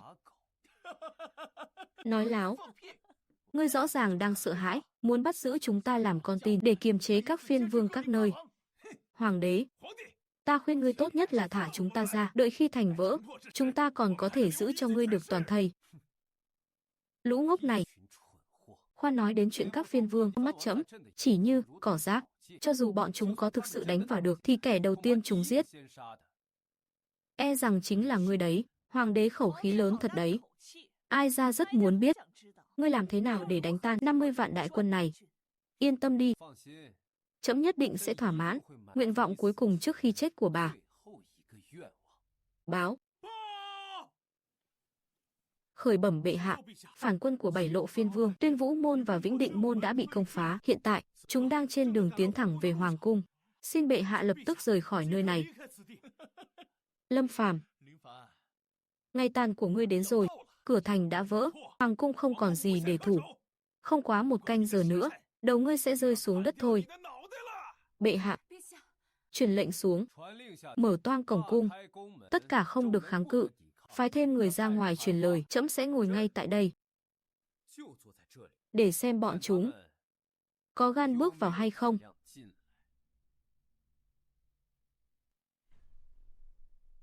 Lâm Phàm, ngươi định diễn trò không thành kế đấy à? Đợi đại quân phiên vương tới nơi, nhất định sẽ khiến ngươi xương tan thịt nát. Nói thật cho ta biết đi, thủ quân trong thành có phải chỉ còn vài vạn không? Ngươi cố ý hay là sao? Đúng, binh lính giữ thành chỉ có 5 vạn. Vĩnh Định môn và Tuyên Vũ môn cũng là do trẫm cố tình nhường đấy. Lâm Phàm, ngươi vẫn còn mạnh miệng lắm. Tuyên Vũ môn vừa vỡ, cả nội thành sẽ bị chiếm đóng. Kho lương của kinh thành, kho vũ khí đều sẽ rơi vào tay của đại quân phiên vương, chỉ còn lại vài ngàn cấm vệ quân trong cung. Ngươi căn bản không thể thắng nổi, cứ tưởng ngươi nắm chắc phần thắng. Ai ngờ chỉ là thùng rỗng kêu to. Trong vòng 1 ngày, cả ngoại thành lẫn nội thành đều thất thủ. Cái ghế hoàng đế của ngươi cũng ngồi đến cùng rồi. Thôi bỏ đi. Trẫm thực sự là lười đôi co với mấy phế vật các người rồi. Ta thấy là ngươi hết đường chối cãi thì có. Lo mà tận hưởng những giây phút cuối đời đi. Báo khởi bẩm bệ hạ, 7 lộ phiên vương đã đến bên ngoài ngọ môn hoàng cung cầu kiến bệ hạ một lần, cho truyền bọn họ vào. Tuân lệnh. Lâm Phàm, giờ chết của ngươi điểm rồi. 7 đại phiên vương đã đánh tới hoàng cung, ta chống mắt xem ngươi xoay sở thế nào. Lâm Quyền, ngươi vui mừng quá sớm rồi. Vĩnh Định môn và Tuyên Vũ môn là do bệ hạ cố ý nhường đấy, nếu không thì ngươi nghĩ chỉ dựa vào đám phiên vương đó mà có thể trong thời gian ngắn như vậy công hạ cả nội thành lẫn ngoại thành sao? Chu Tinh Xuyên, ngươi đừng có tự lừa mình dối người nữa. Bản vương cho ngươi một cơ hội. Nếu bây giờ ngươi quy thuận bản vương, đợi khi ta đăng cơ xưng đế, ngươi vẫn sẽ được tiếp tục làm binh bộ thượng thư. Sắp chết đến nơi mà còn không biết. Chu Tinh Xuyên, ngươi thật không biết điều. Đây là cơ hội duy nhất của ngươi đấy. Lâm Quyền, Tiêu Thái hậu, cho dù thành trong thành ngoài đã vỡ, chúng ta bây giờ muốn lấy mạng các người cũng dễ như trở bàn tay. Thất bại đang ở ngay trước mắt rồi, còn dám ngông cuồng như vậy sao? Hơi một tí là đòi giết người. Xem ra, vị hoàng đế đại hán này quả thực nên đổi người rồi. Bản vương nghe tin trong triều có gian thần làm loạn, nên đặc biệt dẫn binh tiến kinh, thanh quân Trác, diệt nghịch tặc. Triều đình làm gì có nghịch tặc, Rõ ràng là các ngươi mưu phản, là ai cho phép các ngươi tự ý dẫn binh vào kinh hả? Đương nhiên là ai ra cho phép nó dẫn binh vào kinh. Trong triều có gian thần làm loạn, khiến cho thiên hạ đại loạn, mà kẻ gian thần này chính là Ngụy Quốc công Hạ Hổ, tổng binh Bắc Trực Lệ Hạ Thiên Hổ, binh bộ thượng thư Chu Tinh Xuyên, cũng như Hạ Khuynh Thành ngươi, hoàng hậu đại hán của ta. Vương thúc, nhà họ Hạ trên dưới họa loạn thiên hạ, khiến cho dân chúng lầm than. Mời Vương thúc tuân theo di chiếu của Thái Tổ, thanh quân chắc, ổn định lại càn khôn. Các ngươi đây là tạo phản, hôm nay đã đến đây rồi, thì đừng hòng bước ra ngoài. Trần Khánh Chi, ngươi dám ăn nói với bản vương như thế à? Đúng là tràn sống. Nực cười. Ngươi chết đến nơi mà vẫn không biết. Ngươi tưởng hôm nay có thể bước ra khỏi đây sao? Các ngươi vẫn chưa đủ thực lực để giữ chân bản vương đâu. Hiện tại bản vương và các vị vương huynh, đại quân đã chiếm lĩnh kinh thành. Chỉ còn lại cái hoàng cung này thôi. Bây giờ người ở đây nghe cho rõ. Mau quy phục bản vương. Bản vương có thể tha cho một mạng. Bằng không, chết. Triệu Vương, ngươi vui mừng quá sớm rồi đấy, hiện tại có bệ hạ ở đây. Đến lượt ngươi làm càn. Bệ hạ hắn đăng cơ đã nhiều năm. Chẳng có chút công trạng gì. Khiến thiên hạ đại loạn. Bản vương tuân theo di chiếu Thái Tổ, phế bỏ đế vị của Lâm Phàm, chọn minh quân khác kế thừa đại vị. Các ngươi còn không mau quy phục, định theo tên hôn quân Lâm Phàm này, đi vào con đường chết phải không? Thế còn ngươi, có quy phục không? Ngươi có ý gì? Ý của hắn là, cái ngai vàng này là của hắn. Còn về phần ngươi, đương nhiên là phải quy phục hắn rồi.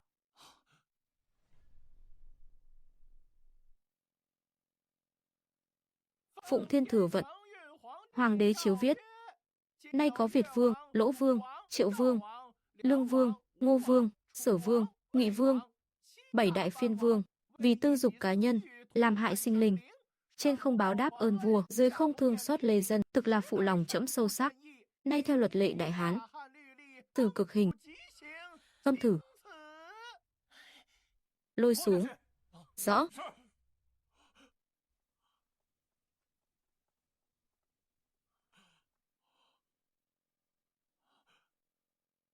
Không không không.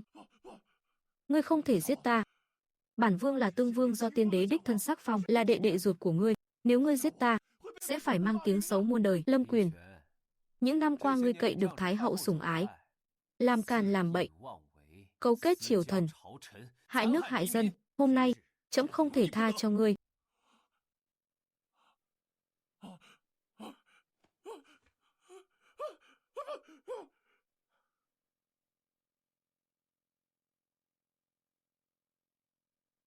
Tiêu Ý, thừa tướng tiền nhiệm của trẫm, hiện giờ ngươi không có lời nào muốn nói với trẫm sao? Nếu người là con ruột của Thái hậu, thần chắc chắn sẽ ủng hộ người. Ngươi thân là thừa tướng, lẽ ra phải lo cho bách tính thiên hạ mới đúng, sao cũng được rồi. Xin hãy đối xử tốt với tiểu nữ. Ngươi có ý gì? Nhổ cỏ không nhổ tận gốc, gió xuân thổi lại mọc. Trẫm làm sao có thể giữ loại người như vậy ở bên cạnh. Ta đã sớm ở trên đường xuống suối vàng, đợi ngươi rồi. Cẩu hoàng đế, lòng dạ ngươi thật độc ác. Lôi xuống. Cẩu hoàng đế. Cẩu hoàng đế.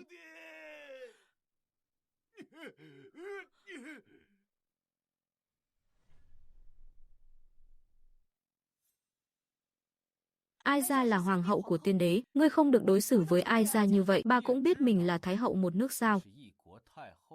Khi bà lén lút triệu phiên vương vào kinh, bà đã từng nghĩ mình là thái hậu chưa? Bà có biết lén triệu phiên vương vào kinh sẽ mang đến cho thiên hạ này tai kiếp lớn đến nhường nào không?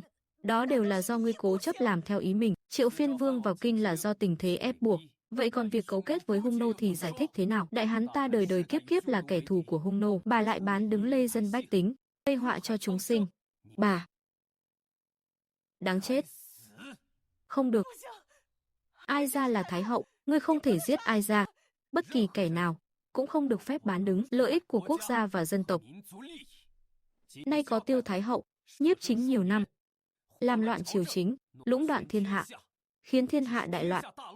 Dân chúng lầm than, tự ý triệu phiên vương vào kinh, hại chết lê dân bách tính, lại còn cấu kết với hung nô, bán đứng lợi ích quốc gia và tự tôn dân tộc. Tội ác tày trời, tội không thể tha. Hạ hổ, Hạ Thiên Hổ. Mặt tướng có mặt, giam giữ Tiêu Thái hậu ngay lập tức, ban cho một ly rượu độc, chiêu cáo thiên hạ, răn đe người đời. Tuần lệnh.